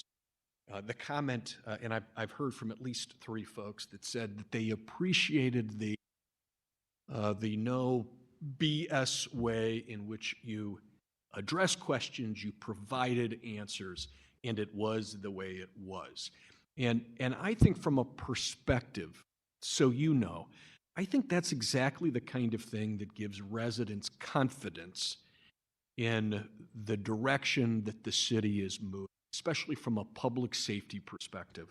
So just know, at least from my seat in the 5th Ward, the efforts of everyone in your office are very much appreciated. And I think this neighborhood collection unit, and we've traded emails on this, Ms. Mosby, I think is a wonderful, wonderful thing. And please keep up the efforts. Finally, Thank you, and we really appreciate the support we've received from the Board of Aldermen on the program. And finally, if you would just address one thing for me that I often hear about, and that is the perception of juvenile crime from your office. And I know that those aren't necessarily handled over at the Carnahan Courthouse or the Civil Courts Building, rather they're handled down at Van Deventer. But one of the issues that we often hear the perception is, and this would be the kind of thing where we're talking, and you made mention before of property crimes, the car cloutings, the getting into garages and taking things. One of the frustrations is the idea that arrests are made, juveniles are identified, an arrest is made, and then in a very short turn, they are back on streets. While you have this public forum, can you address the role that your office has in pursuing a juvenile case and how it's different than a case involving an adult? So the answer to that is that my office really plays no role in the adjudication of juvenile cases unless and until that juvenile is certified as an adult. And once a juvenile is certified as an adult, they come over to the circuit court and we prosecute them as if they're an adult because they've been certified as an adult, and their case is handled just like any others. And that's really the extent of our involvement in the juvenile system. We do at times have conversations with the juvenile officers about a case that they might be considering seeking certification on, and they might want to know where our office stands on that particular case, or do we think it's a case that we would be able to prosecute. So those kind of discussions we have, I feel like we have a good relationship with the juvenile officers who handle those certification cases. That office is headed by someone who's a former circuit attorney, so he has a very good understanding of our office and how we operate. And then the only other thing I would say, this came up at I was at a Save Lives Now presentation last week, and the speaker, Thomas App, who's like a nationally recognized criminal justice expert, he made the point that everywhere he goes, people believe that juveniles are driving crime in their area, and juvenile crime is definitely a problem we have in St. Louis, and definitely something that we need to address better. But it's also important, as he points out, whenever you look at the statistics, it is I think he pointed to the 25 to 30-year-old age group that is really driving the violent crime in our area and most areas. The juvenile cases are usually high profile and get a lot of notoriety, but they're definitely a problem area, but in addressing it, you can't blow it out of proportion to what it actually is. Thank you for the information. Thank you, Circuit Attorney. I want to thank you and your staff for being here, from Mr. Capizzi to Ms. Mosby, and Ms. Rechler for being here and presenting the budget. I know in the last 2 years, this budget committee has supported the department in moving some funds around to help you all with getting more attorneys. Excuse me, sounds like you guys aren't far from reaching kind of that 60 attorneys that you would like to see. So, very proud to see the turn of affairs with this office and the way that it's working. So, no questions from my end. The other two tend to have good questions, and I think ask them all, especially as we have an attorney here on our side. So, thank you all, and thank you for your leadership, and thank you for what y'all doing for the city of St. Thank you very much. Appreciate it. All righty. Well, we're just going to keep it moving so we can knock out this last one.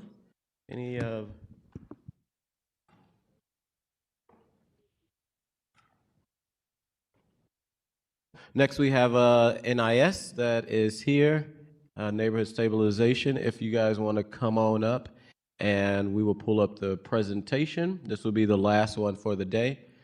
From the Budget Committee. Instead of taking a break, we'll get through this one so we can get done earlier. We have our Acting Director, Ms. Karen here. Ms. Karen, whenever you're ready, please proceed. Good afternoon. And could you pull the mic down and talk into it? Good afternoon. Good afternoon, Alderman Devotie, Alderwoman Saulnier, and Alderman Aldridge. Thank you for this opportunity to come before you to present our budget for the Neighborhood Stabilization Division for the fiscal year 2027. If you want to go to the next slide. As you introduce yourself once again to the public, thank you. Yes, my name is Erin Clifford. I am the Neighborhood Stabilization Division's Acting Director. So for those who are not familiar, I know all of you are, but for the public, The mission of the Neighborhood Stabilization Division is to work with citizens and city government to improve and sustain a quality environment in city neighborhoods through community engagement, problem solving, addressing public safety needs, and delivery of city services. It aims to address behavioral nuisances, tackling quality of life concerns, and fostering collaborative initiatives aimed at educating and neighborhood stabilization throughout the city. The Neighborhood Stabilization Team is divided into two groups. We have the Citizen Service Bureau, also known as 311, and also the Neighborhood Improvement Specialist, or Neighborhood Stabilization Team.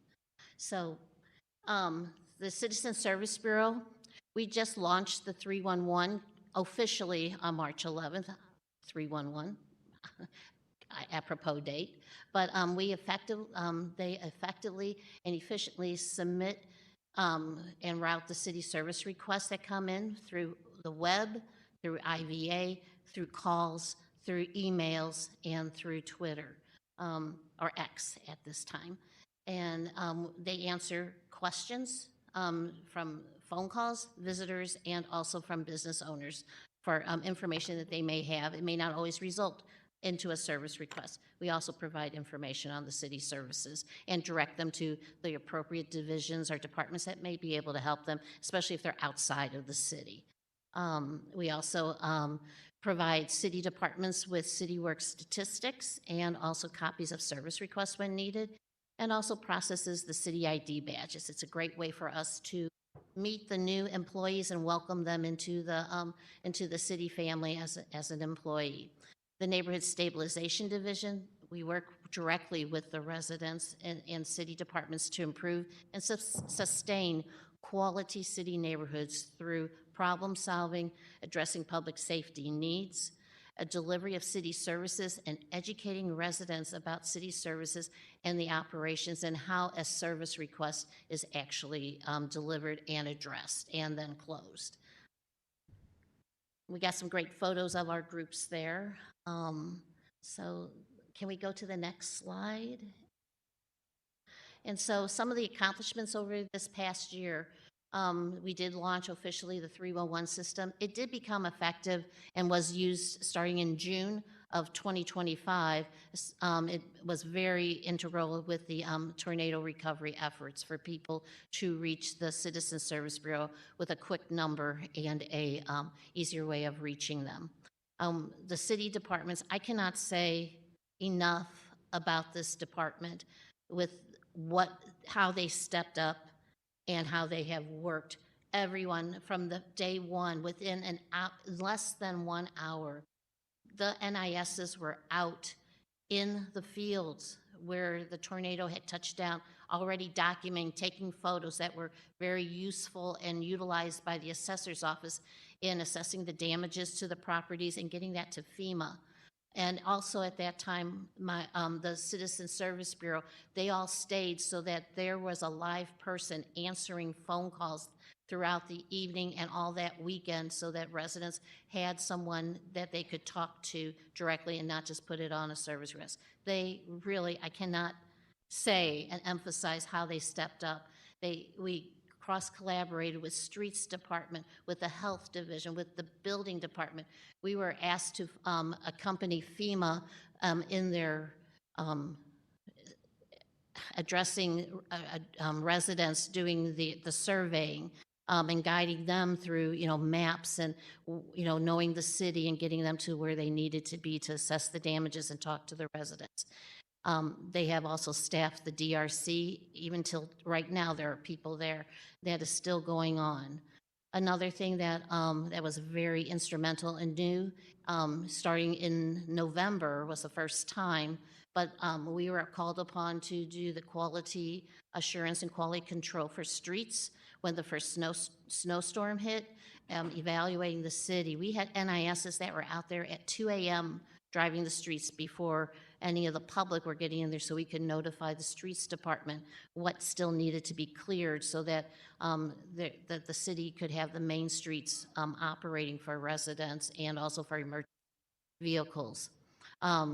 They have also supported the sites with the Health and Human Services for the Code Blue staffing points where those that were in need for a shelter for an evening, they would gather there. They would contact the Human Services contact person to let them know that we had people at a certain location, and we also had people riding the buses so that they could help get these people to their destinations. And also, one of the new programs that has been assigned to us through Board Bills 44 and 45 is the registered neighborhood organizations. That's the RNOs. Those will be launched in later on in the fall. And also, and then the the NST will be administering that program going forward. Also, on a more fun side, October is our National Night Out. We registered over 120 neighborhood associations and groups to hold parties. And again, it was a highly successful party. And we did, we also collaborated with the Missouri History Museum. So we're also reaching out to other organizations now to help grow this and get the word out. They do have a lot of followers. So that was a good way for us to reach out to more neighborhood associations and residents that weren't aware of what was going on. The 311 or the Citizen Service Bureau, they took over 120,000 service requests last year. The NIS has attended over 800 NAMs, ward, and town hall meetings. We acquired our first vehicle, Alderwoman Sonia. It didn't cost us anything. So that and we are in the works of another department providing us a pickup truck. And then we do have the availability right now to check out SUVs when we need them. So I know that was something that we spoke about very, very strongly last year, but due to circumstances with the budgeting and the NSD division would really like for you to consider raises for them. And we've got the vehicles right now under control. We're happy right now with the setup that we have, but we really, I'm going to lose a lot of good, qualified, overqualified people in these positions, and they deserve so much more than what they're. I know it's throughout the whole city, but we were not impacted by the study because the company said that they could not find comparable positions. I, fortunately, with research and also help of a daughter who has a PhD in economics and does this for a living, we're able to find very comparable positions, and we are well underpaid. Most of these are cities that are Minneapolis, Atlanta, Denver, Colorado Springs, Seattle, Cleveland, Ohio, very comparable. And some of the job descriptions that I was able to obtain weren't even half of the things that we did, and they were in the 60,000 group range. So, but going back to what we do, you know, we got our first vehicle, and we also developed a presentation to go out when we go to the NAMs or to town halls. And we have been asked by several organizations already, and also the neighborhood meetings. We present how City works, and what an NIS does, what the CSB do. Some people do think that, you know, CSB goes out and actually fills the potholes. Unfortunately, and fortunately, we do not do that, but we make sure we get it to the right departments. And then also how a service request is determined to be closed. So those are things that we have been trying to educate the residents on. And again, we have participated in over 22 neighborhood cleanups and blitzes. Many of us are already participating in this weekend with the 1-year anniversary of May 16th.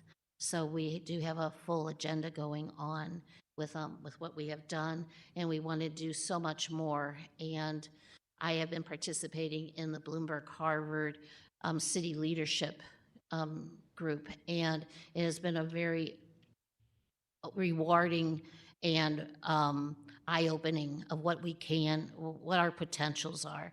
And we are going to go from a reactive department to a proactive.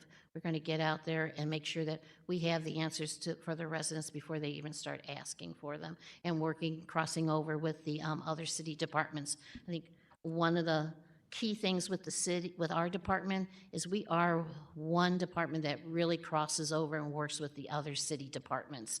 And we have been called upon many times to help them in certain situations, and we've been happy to do that. So I would like to see that continue and also grow even more so that we can be even more effective throughout the city, and most importantly, for our residents.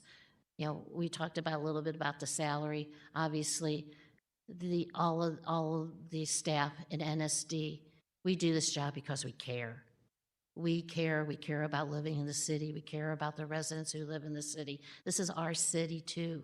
So we want to make sure that the residents know we are here for them because we understand. We understand what they're saying, what their frustrations are, and how can we help them get past these frustrations. So I guess the next thing would be, and I'll come back to the, if you want to go back to the next slide, thank you.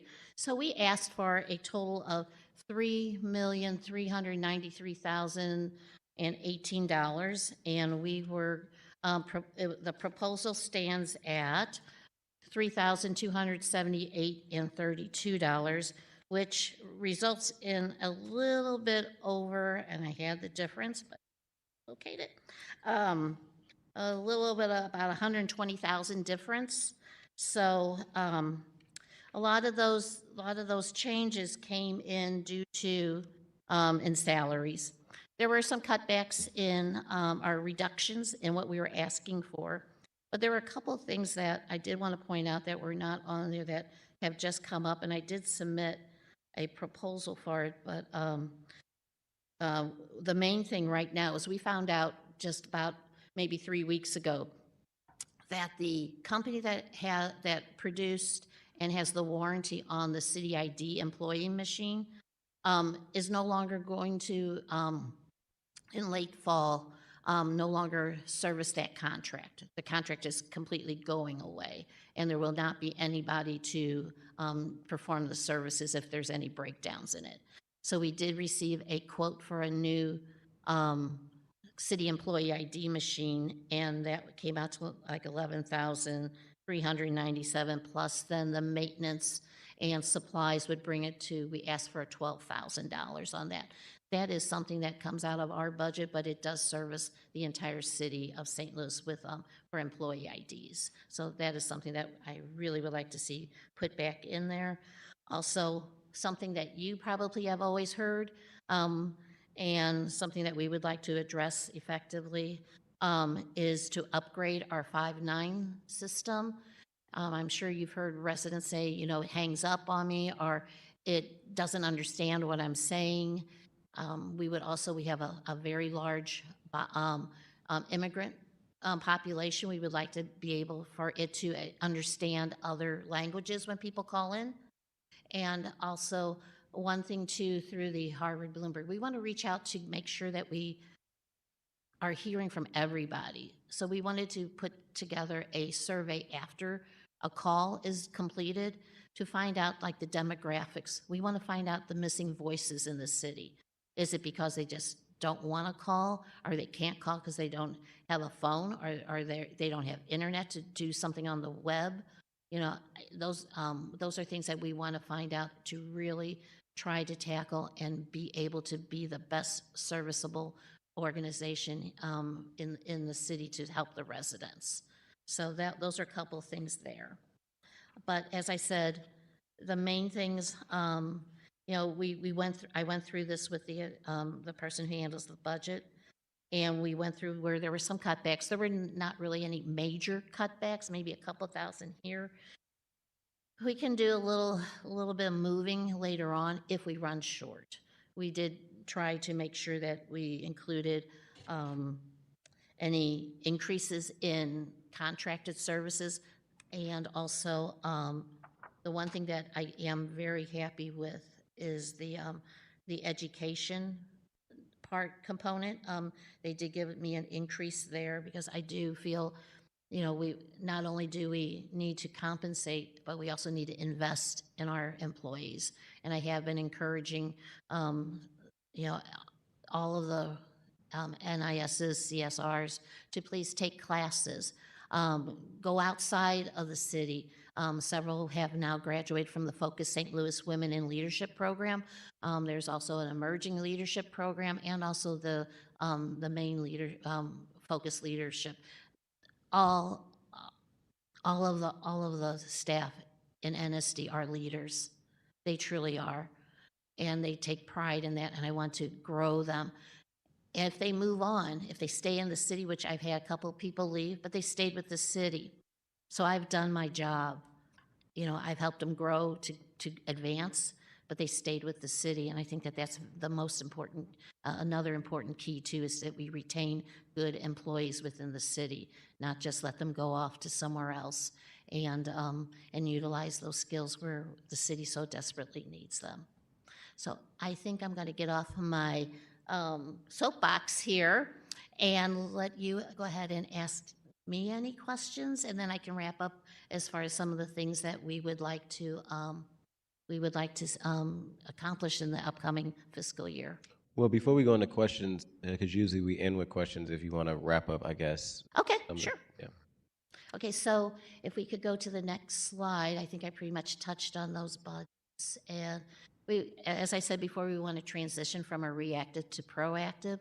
We want to be able to answer residents' questions about the status of a city's service request before they even call us, or follow up with the city department as to why it's past the completion date, but it's still not completed. So those are things that we want to do. Enhance the 311 customer service experience that I touched on too, about improving the ability for the system to actually interpret and handle the calls, not be dropping them, not being able to understand what the resident is trying to relay. And also definitely doing the surveying and also adding on the feature of additional foreign languages recognition to it. Strengthen quality assurance support across city departments. We are already doing that. I'd like to see even a stronger and for that area of our job duties to increase, so that with that, if we know what's going on and checking on the quality of the job of the jobs being done or the service requests being fulfilled, then we are only being able to advance and go further into our job, into helping the residents even more. So in more complicated and problem-solving type issues such as nuisance properties. I owe you, Alderman Devotie, a summary. I have read the new bill that you have proposed, and we are definitely will be participating in that. And I did respond to Alderwoman Boyd today to be able to be involved in that in the starting grounds for all of that. Once that bill is passed, we are more than happy to do that. So thank you for your inclusion, recognizing our ability to handle such a task and helping the city there. If we could go to the next slide and expose data-driven decision-making. We have such a great system in CityWorks. It may not always get the service requests done, but we can utilize those statistics to better approach analyzing and also resolving service requests is something actually really needed. One great example of how that came into play was in January when the snowstorm hit. We were, the quality assurance team were out doing all of the surveying for the main arteries and on the bridges and the overpasses. And looking at the service requests that were coming in, they were starting to build up, but we were able to start pinpointing where those service requests were coming in. And that helped us then get the NISs out there to survey that area to see where the needs were. Had it already been snow plowed? Did it need salting? And from one day of having about 300 to 400 service requests, by servicing and looking at the data that was being provided to us, we were able to shift our focus then to these side streets. It was never done before. You know, side streets were not done. So when we were able to do that and get to some of the side streets, it really made a difference. Now, not all service requests or not all side streets were not able to be plowed or salted or brined, but a lot of them were, and it was a start. And I did see on social media that, you know, some of the people that their streets didn't, but they said this is the first time we have ever seen the side streets being plowed. So they said it's a start, and they greatly appreciated the city taking those steps. The next thing that we would like to do is increase accessibility and responsiveness to residents. You know, this is our job, is to, you know, the residents are our bosses. You know, they are the ones that we take the lead from and work most for. We work with the alder people. We also work with the other city departments, but ultimately we answer to the residents.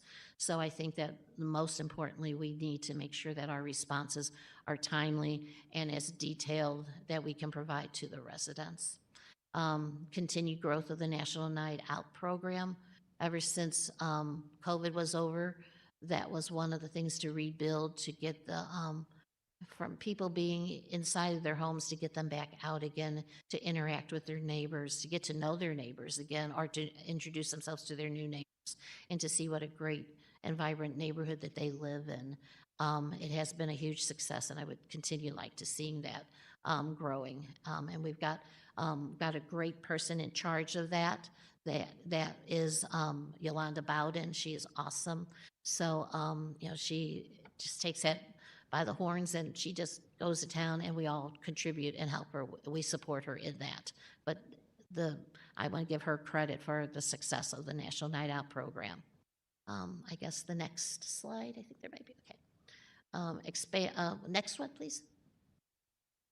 Okay, last two that you have to hear from me. Increased participation in community events and outreach. Again, we are constantly going out to cleanups. We have over 11 scheduled for this weekend.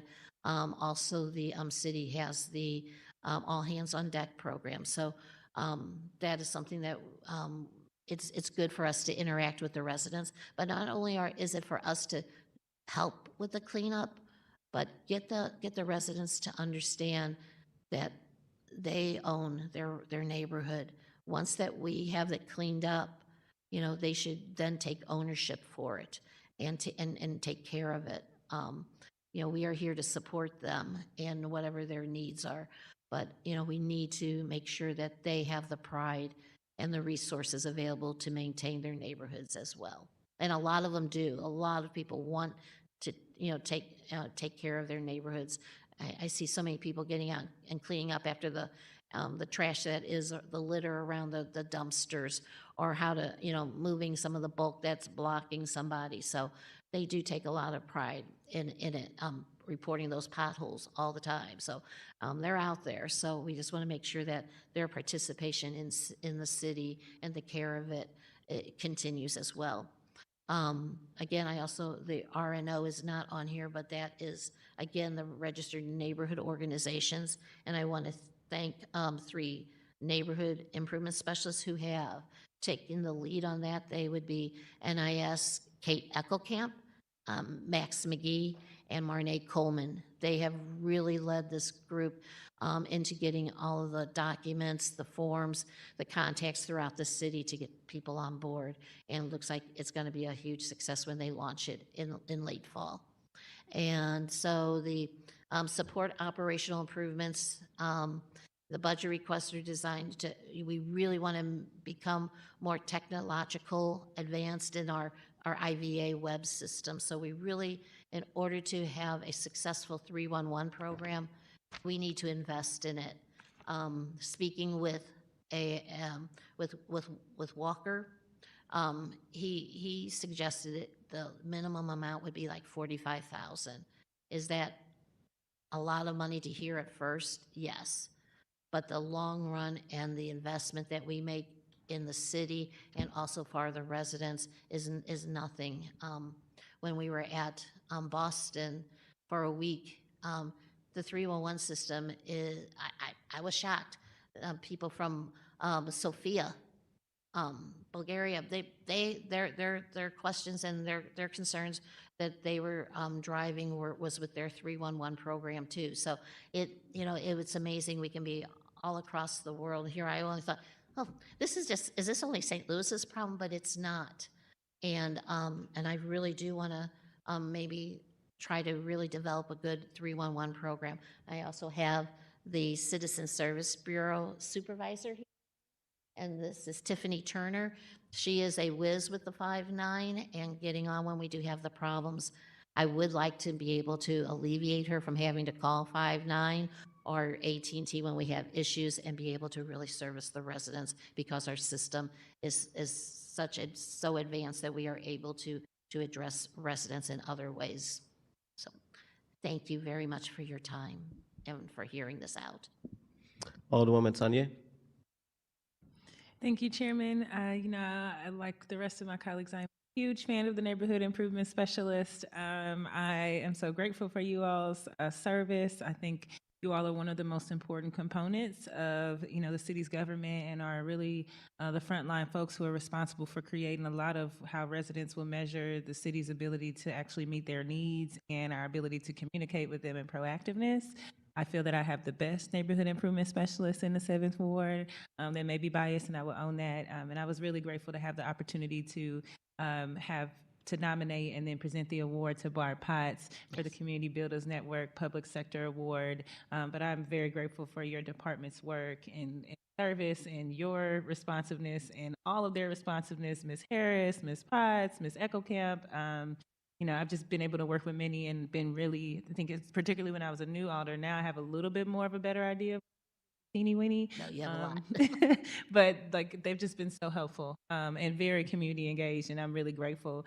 I don't have many questions for you today. I'm happy to hear that update on the car. I do still feel that, you all have to drive around and do so much for your jobs that I think that a car, ideally would not be an expense that the neighborhood improvement specialist will come out, but I'm glad that we've been able to work out something, and I totally understand, especially in this economy when chicken wings are $2 a pack, why the preference would be raises for staff. And I'm deeply disappointed to hear that we were not able to get any data in regards to the neighborhood improvement specialists in the pay study, and I'll certainly be having some conversations with the administration on what we might be able to do so that when others are considered, you all are considered as well.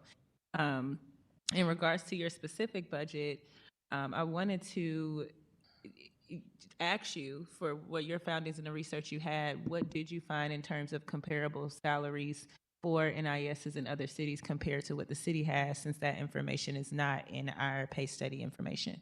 So right now, as far as with the pay studies, there are Chicago, I'm going to kind of, not that I am not I like Chicago, I have a daughter there, but their cost of living is much higher than the city of St. Louis. But they have a lot of these job positions are called code enforcement officers, because what they're doing is going out and making sure that their residents are abiding like we do with the codes of the city, the different ordinances about building codes, forestry, if their lawns are overgrown. So, but they do have, like 59,000 to 89,000. Minneapolis has something that's called the Code Compliance Specialist. That ranges from 65 to 79. And then in the city of Minneapolis, they have the Community Engagement Manager, and that averages between 86 to 111. Denver, a little bit more. I mean, as far as code enforcement officer, their average is 61,700 to 62,000. And then Atlanta, Georgia has this code enforcement officer again, and their average is 70,128, but the typical range is between 61 to 91,000.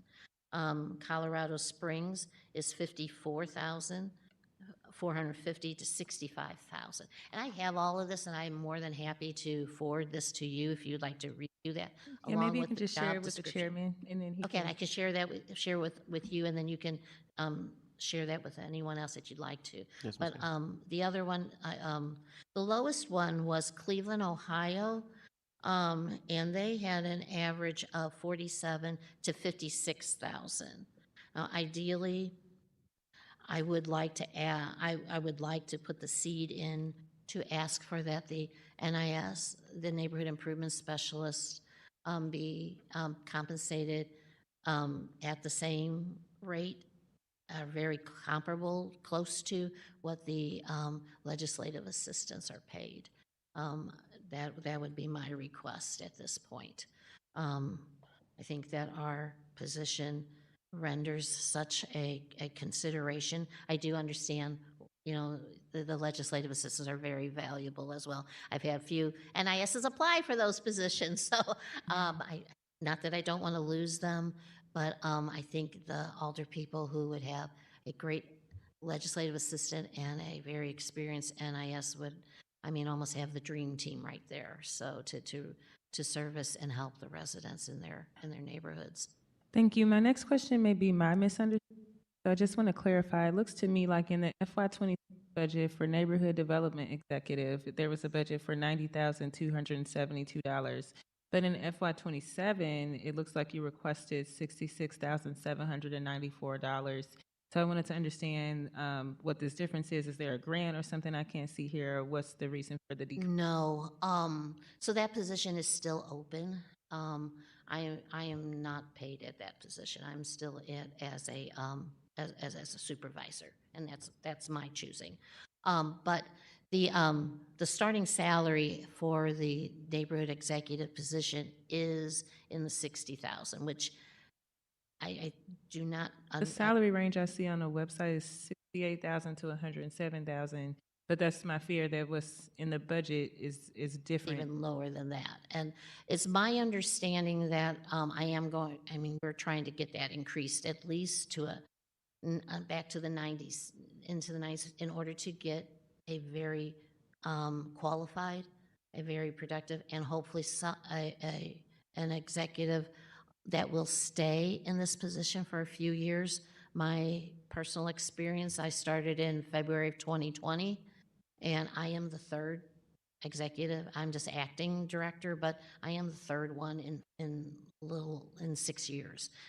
I think for the stability and the be able to grow, I think I would like to see somebody be able to stay or want to stay in this position. Was that amount requested in error? Yes, I will take it. I will accept ownership on that.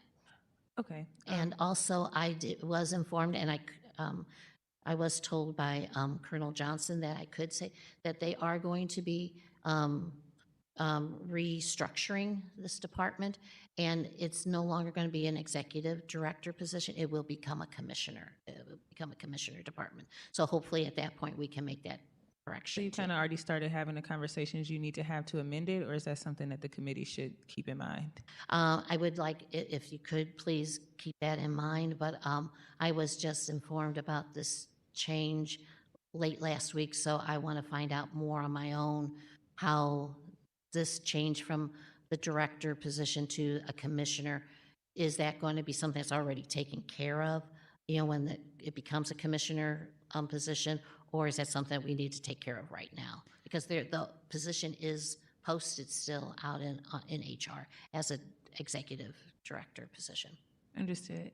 In FY23, the budget request for a neighborhood improvement specialist, it was asked for 28, and I think this was a little bit before your tenure, but that's okay. I'm walking us down the timeline.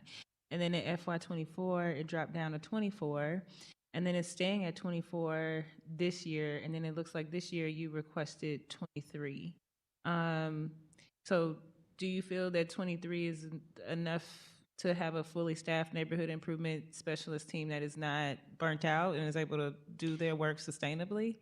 Ideally, no. I mean, if analyzing the group and the needs of the neighborhoods, there are some neighborhoods that probably should only have one NIS assigned to it because of all of the demands, how busy it is, the nuisance properties, the problem properties in there. Ideally, it would be, when it was 28, that was because of the number of, we were assigned by wards at that time. So every ward had an NIS. And then with the reduction, it went to, because of ward boundaries changing, are being revamped, the boundaries of the neighborhoods do not. So then we started assigning the NISs by neighborhoods. As we go along, we do find that it is something that some demands of neighborhoods are much greater than others. And it can be time consuming for one NIS to try to devote their time and attention fairly and equally to all of their neighborhoods because of the demands of one or another or two. So one thing that we do try is when we are assigning neighborhoods, we do look at the statistics about the needs of the problem properties, the number of service requests that are coming in, the population of that neighborhood. So we do take that into consideration. We do have 3 current openings right now for neighborhood improvement specialists. And I do think we do have 1 extra that is kind of kept because of, we had to keep 2 positions open due to NISs that had come over to the mayor's office. 1 did come back to our department. The other actually went on to become a legislative assistant. So technically we have that position open. So we really have 4 positions available. So you do feel that 23 is enough? Honestly, no, I will not. At this point, that is where we're going to be and see how it goes. But ideally, it would be nice to have a total of 28 again, at least 28. I think that's to be good for us fair to to the neighborhoods and to the older people and to the residents. I think that's good for us to know. My last question is about the pay study. So I want to see if my interpretation is correct, because my interpretation is correct.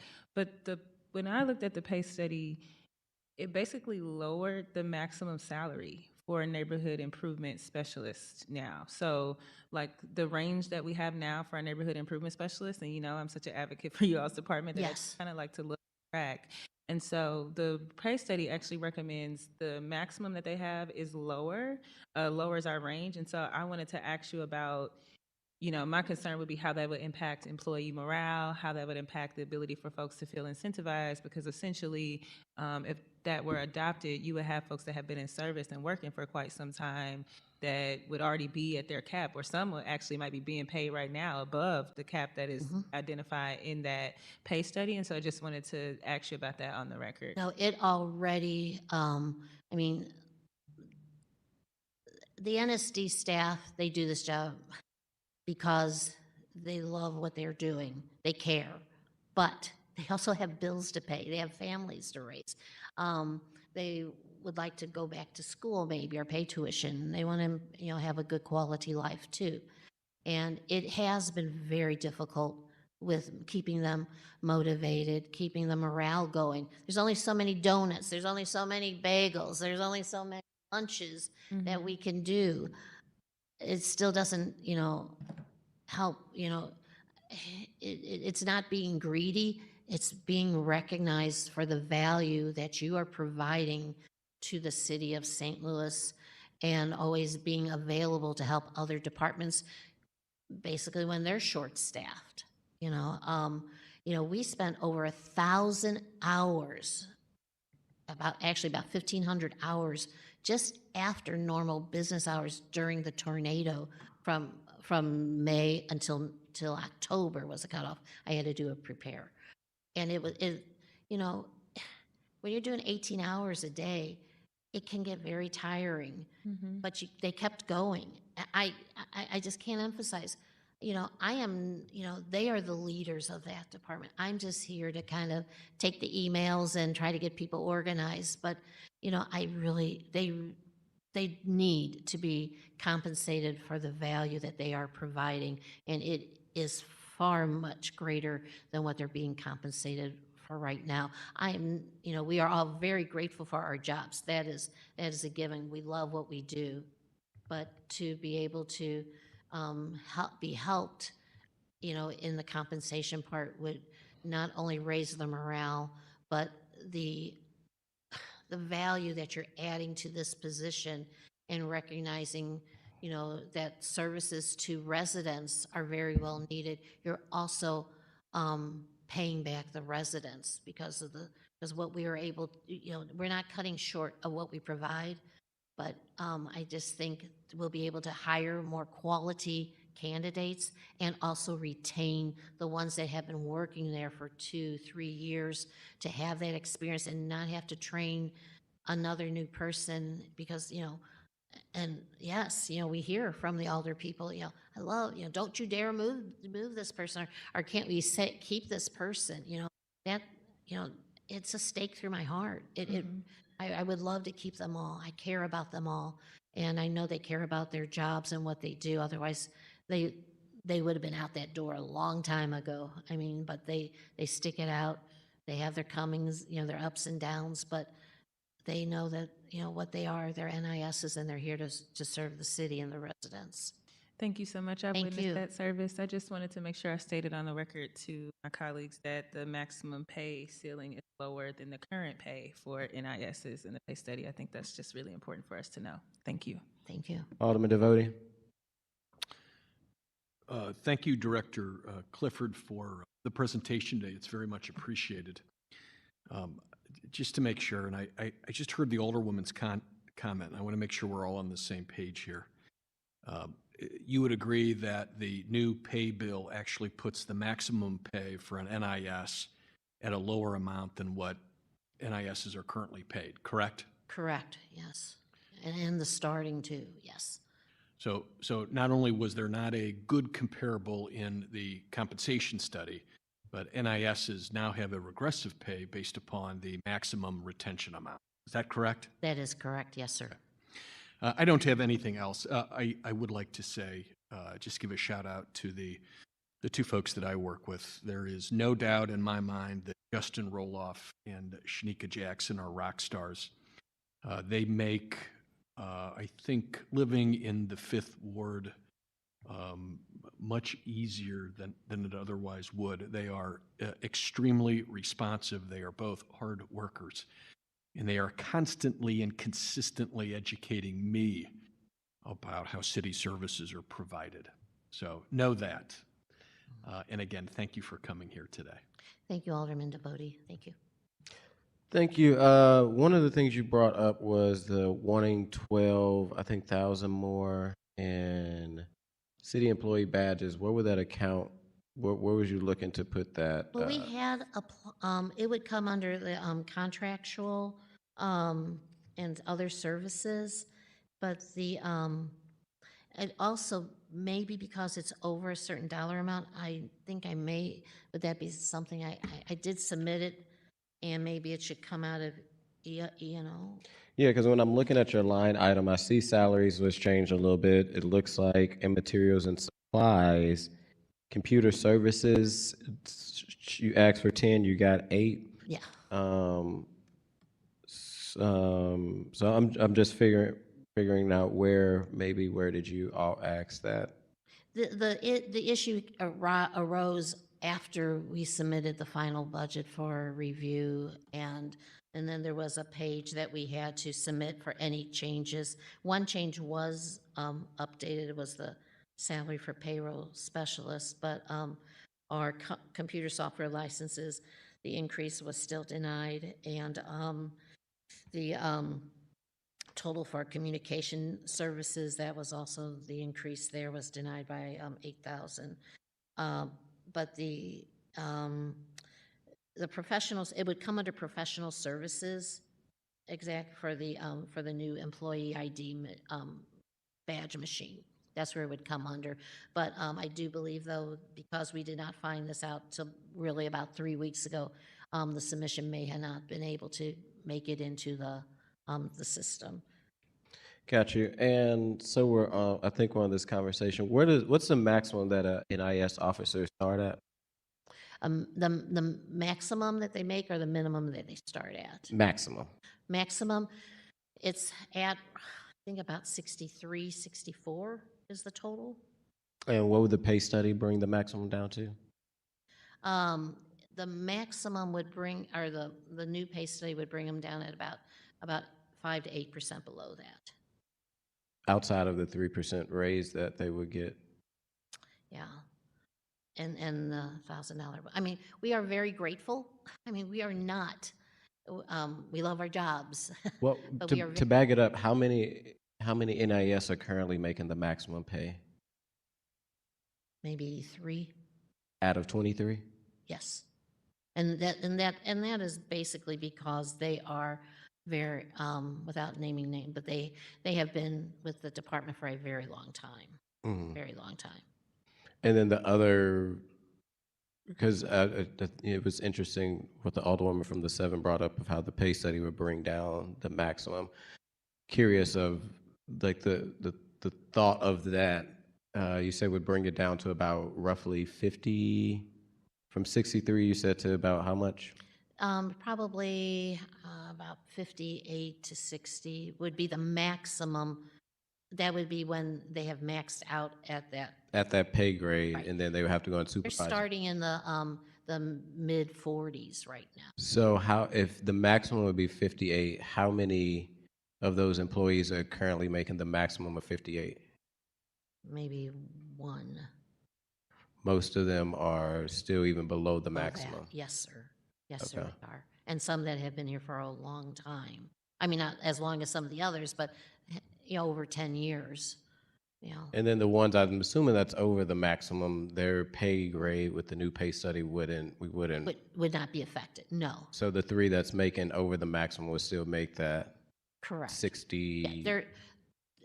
I do not believe that, that they can even go below, I mean, because of this pay study, I don't think that, I would hope not. Yeah, I don't think that could happen. Legal even to reduce their salaries that they are already currently are making. So I agree with what you're saying, though, that, yeah, some of, the new hires would be coming in even lower. And that was another reason why, with the vehicles, they kind of, they do run into a lot of need for the $297 every month for for the car allowance, but they also include that as part of their salary too, which gives them the boost. So what is the current range? Looks like the Alderman brought 71. I thought you just said the maximum 60. What I could see for their current ranges is 45. 45 to 70? Yeah, Mm. $45,604 for starting, and then the maximum is $71,002. Okay, I apologize. I was not aware that it was that high because I know one that had met that range and maxed Well, maybe out. those are questions. I just, when we say stuff, I want to make sure we're accurate. So maybe that's. No, but I feel bad. I do not want to give you incorrect information. No, you totally fine. It was just brought up, so I wanted to know if the pay study is, if the maximum 68, if the pay study would have brought it down, where we currently with how many people were paying at the maximum. I think there's a question of what the maximum is. We can figure that out through the budget division or personnel. But if the pay study were to go into effect, how many people are currently at the maximum and out of the, and we never want to bring it down. We always want to give people the opportunity to grow, but it sounds like out of 23 of the maximum, if 63 or 71, out of that 23, only 3 are at that maximum. And then if it were to come down, I think what you said, to about 50 something, only 1 person would be at the new maximum. Right. And then so that still leaves 19 folks that are way below the new maximum if the pay study, or if the new pay study goes in. There's still 19 people that currently aren't even at that level, correct? And those are, yeah, that would be correct. And they are below at this point. And the majority of the people that are below that 58,000 range are really, I mean, not to discredit anyone, but they all work extremely hard. But those are people that we really need to retain in the city as employees. They have proven themselves over and over in what they do and how they service the residents, and always available and making themselves to help with the other departments at a drop of a hat. Gotcha. And then I think I was getting a little confused with the and what was going on with the inquiry with the Alderwoman. So in FY26 budget, the development executive was budgeted for 90,000. Correct. It looked like that position was never filled. Correct. So even though it still was budgeted, the funds was never utilized because the position was never filled, correct? Yes, sir. And then in FY '27, it looks like it went from 90 to 66, and currently in '27, It's probably going to be about the same as 60, at the 66 range. it's at 66 now, but there was, I guess, questions, how did it go from 90 to 60? I believe how that was based on was the previous salary of the former director that had this position. And So then, over time, how long was the previous director? November of 2024. But how long were they in that role? They were in from July of 2022 through November, so 2 years and a couple, about 4 months. So that number was probably what they ended at. Yes, that is. Not necessarily, so that would make what they sense. started. Got you. Just like, so they probably got raises or promote, so that's why that number Has increased. had increased. Yes, Okay, sir. that makes more sense. Mhm. Okay. No questions. Thank you. Thank you for being here, Ms. Karen. You're always amazing. You and your staff, all the NIS officers are definitely kind of the engine, one of the engine pieces of the car, the city of St. Louis, that help move it, out on a regular basis, always in the community. If it's checking on CSB claims or at different neighborhood meetings, they're always out there. I appreciate the ones that I have, and I thank you for being here today. Thank you very much, Alderman. We appreciate you so much too, Aldridge, and we thank you so very, very much. I'm a nervous wreck up here, but I am here to, it's not about me, it's about that team. The NISs, the CSRs, they really, I see them every day working so hard, and I cannot be more thankful for being able to be given the opportunity to work with them. They are all, as I said before, they are all leaders. I just am very, very grateful for that opportunity. I'm at the end of my career, and I could not have it end on a much better note than to work with all of these people and all of you. Thank you. Thank you. That will conclude our day. Madam Clerk, do we have any written testimony? We have none. Any announcements? Seeing none, I'd like to also excuse the alderwoman from the 6th and the alderman from the 9th for necessary absence. I'll take a motion to adjourn. Second. All in favor? Moved by the 7th, second by the 5th. All in favor? Any opposed? Motion carries.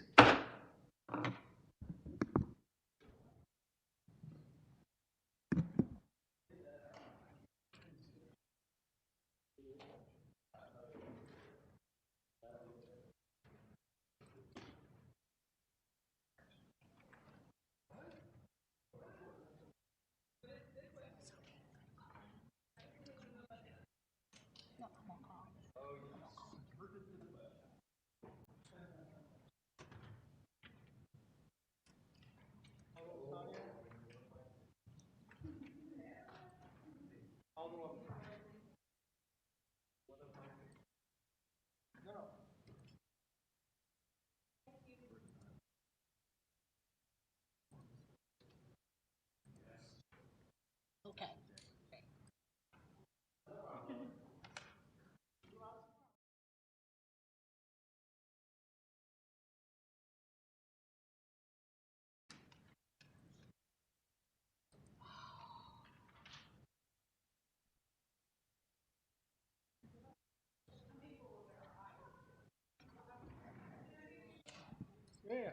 Thank you. Thank you.